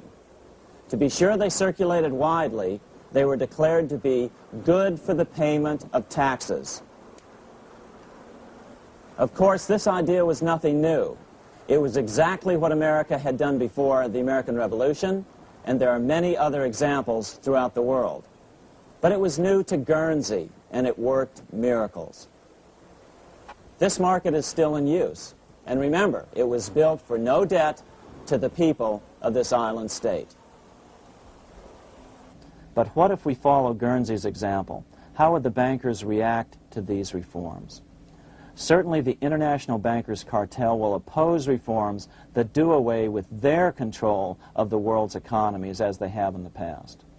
But it is equally certain that Congress has the constitutional authority and responsibility to authorize the issuance of debt-free money, U.S. notes, and to reform the very banking laws it ill-advisedly enacted. Undoubtedly, the bankers will claim that issuing debt-free money will cause severe inflation or make other dire predictions. But remember, it is fractional reserve banking which is the real cause of over 90% of all inflation, not whether debt-free U.S. notes are used to pay for government deficits. In the current system, any spending excesses on the part of Congress are turned into more debt bonds, and the 10% purchased by the Fed are then multiplied many times over by the bankers, causing over 90% of all inflation. Our fractional reserve and debt-based banking system is the problem. We must ignore its inevitable resistance to reform and remain firm until the cure is complete. As the director of the Bank of England in the 1920s, Sir Josiah Stamp put it, referring to this modern fractional reserve banking system, "Banking is conceived in iniquity and born in sin. Bankers own the earth.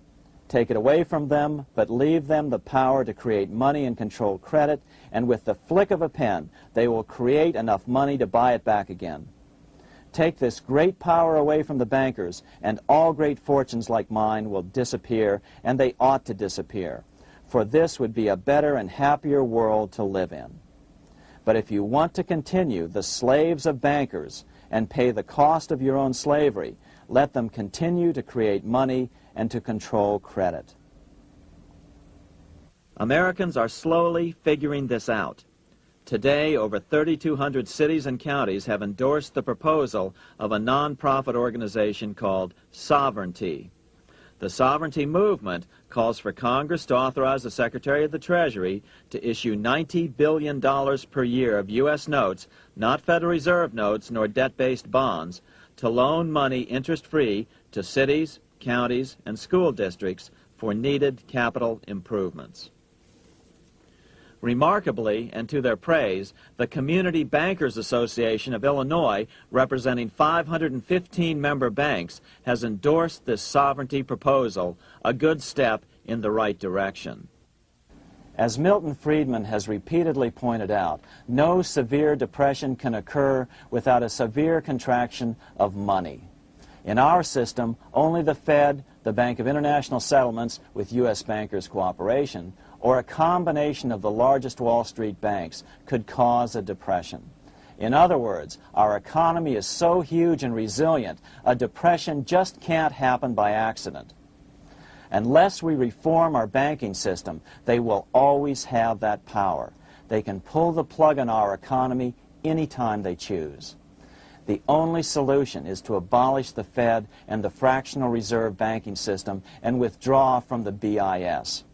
Only that will break the power of the international bankers over our economy. And keep in mind, a stock market crash itself cannot cause a severe depression. Only the severe contraction of our money supply can cause a severe depression. The stock market crash of 1929 only wiped out market speculators, mostly the small to medium ones, resulting in $3 billion in wealth changing hands. But it served as a smokescreen for a 33% contraction in credit by the Fed over the next 4 years, which resulted in over $40 billion in wealth from the American middle class being transferred to the big banks. Then, despite impotent howls of protest from a divided Congress, the independent Fed kept the money supply contracted for a full decade. Only World War II ended the terrible suffering the Fed inflicted on the American people. In a depression, the remaining wealth of the debt-burdened American middle class will be wiped out by unemployment, declining wages, and the resulting foreclosures.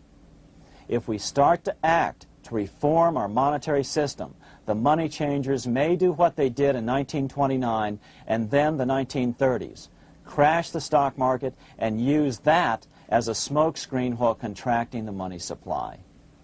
But if we're determined to fight to regain control over our money, we can come out of it fairly quickly, perhaps in only a very few months, as U.S. notes begin to circulate and replace the money withdrawn by the bankers.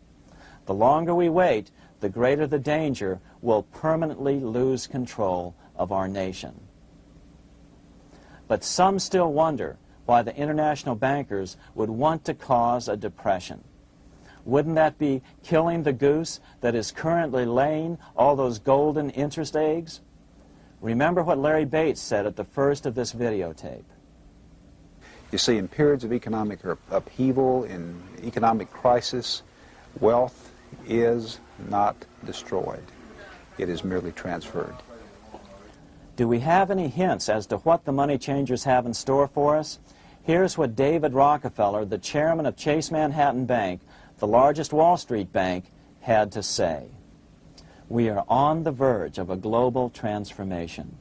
All we need is the right major crisis and the nation will accept the New World Order. So, crisis is needed to fulfill their plans quickly. The only question is when the crisis will occur. Fortunately, we probably have a little time. It's unlikely that this crisis will occur before the 1996 elections, but after that, the danger begins rising.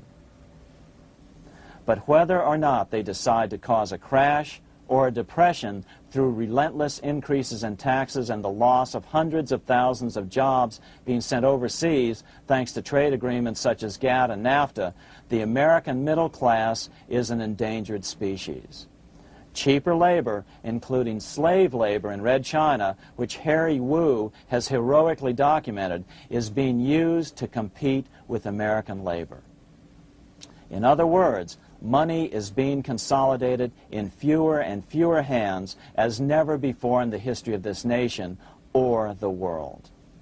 Without reform, the American middle class will soon be extinct, leaving only the very rich few and the very many poor, as has already occurred in most of the world. We've been warned of all this by congressmen, presidents, industrialists, and economists down through the years. Religious leaders, too, have seen the danger. About 1898, during the time of William Jennings Bryan, Pope Leo XIII put it this way. On the one side, there is the party which holds the power because it holds the wealth, which has in its grasp all labor and all trade, which manipulates for its own benefit and its own purposes all the sources of supply, and which is powerfully represented in the councils of state itself. On the other side, there is the needy and powerless multitude, sore and suffering.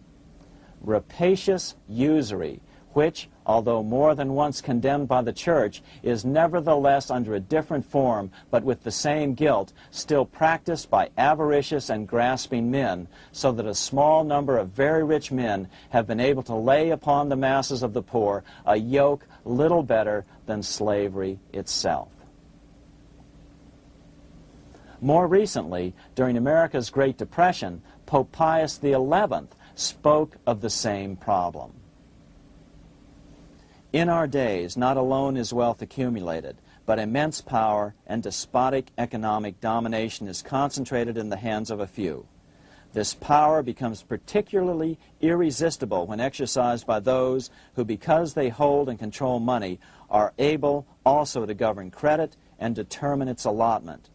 For this reason, supplying, so to speak, the lifeblood to the entire economic body and grasping, as it were, in their hands the very soul of the economy, so that no one dare breathe against their will. Educate your friends. Our country needs a solid group who really understand how our money is manipulated and what the solutions really are. Because if a depression comes, there will be those who call themselves conservatives who will come forward advancing solutions framed by the international bankers. Beware of calls to return to a gold standard. Why? Simple, because never before has so much gold been so concentrated outside of American hands. And never before has so much gold been in the hands of international governmental bodies such as the World Bank and International Monetary Fund. A gold-backed currency usually brings despair to a nation, and to return to it would certainly be a false solution in our case. Remember, we had a gold-backed currency in 1929 and during the first 4 years of the Great Depression. Likewise, beware of any plans advanced for a regional or world currency. This is the international bankers' Trojan horse.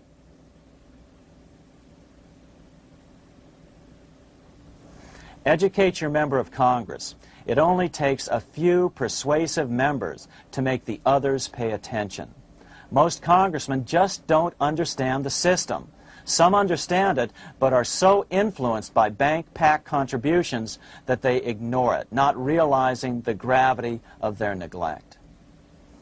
We hope we've made a valuable contribution to the national debate on monetary reform.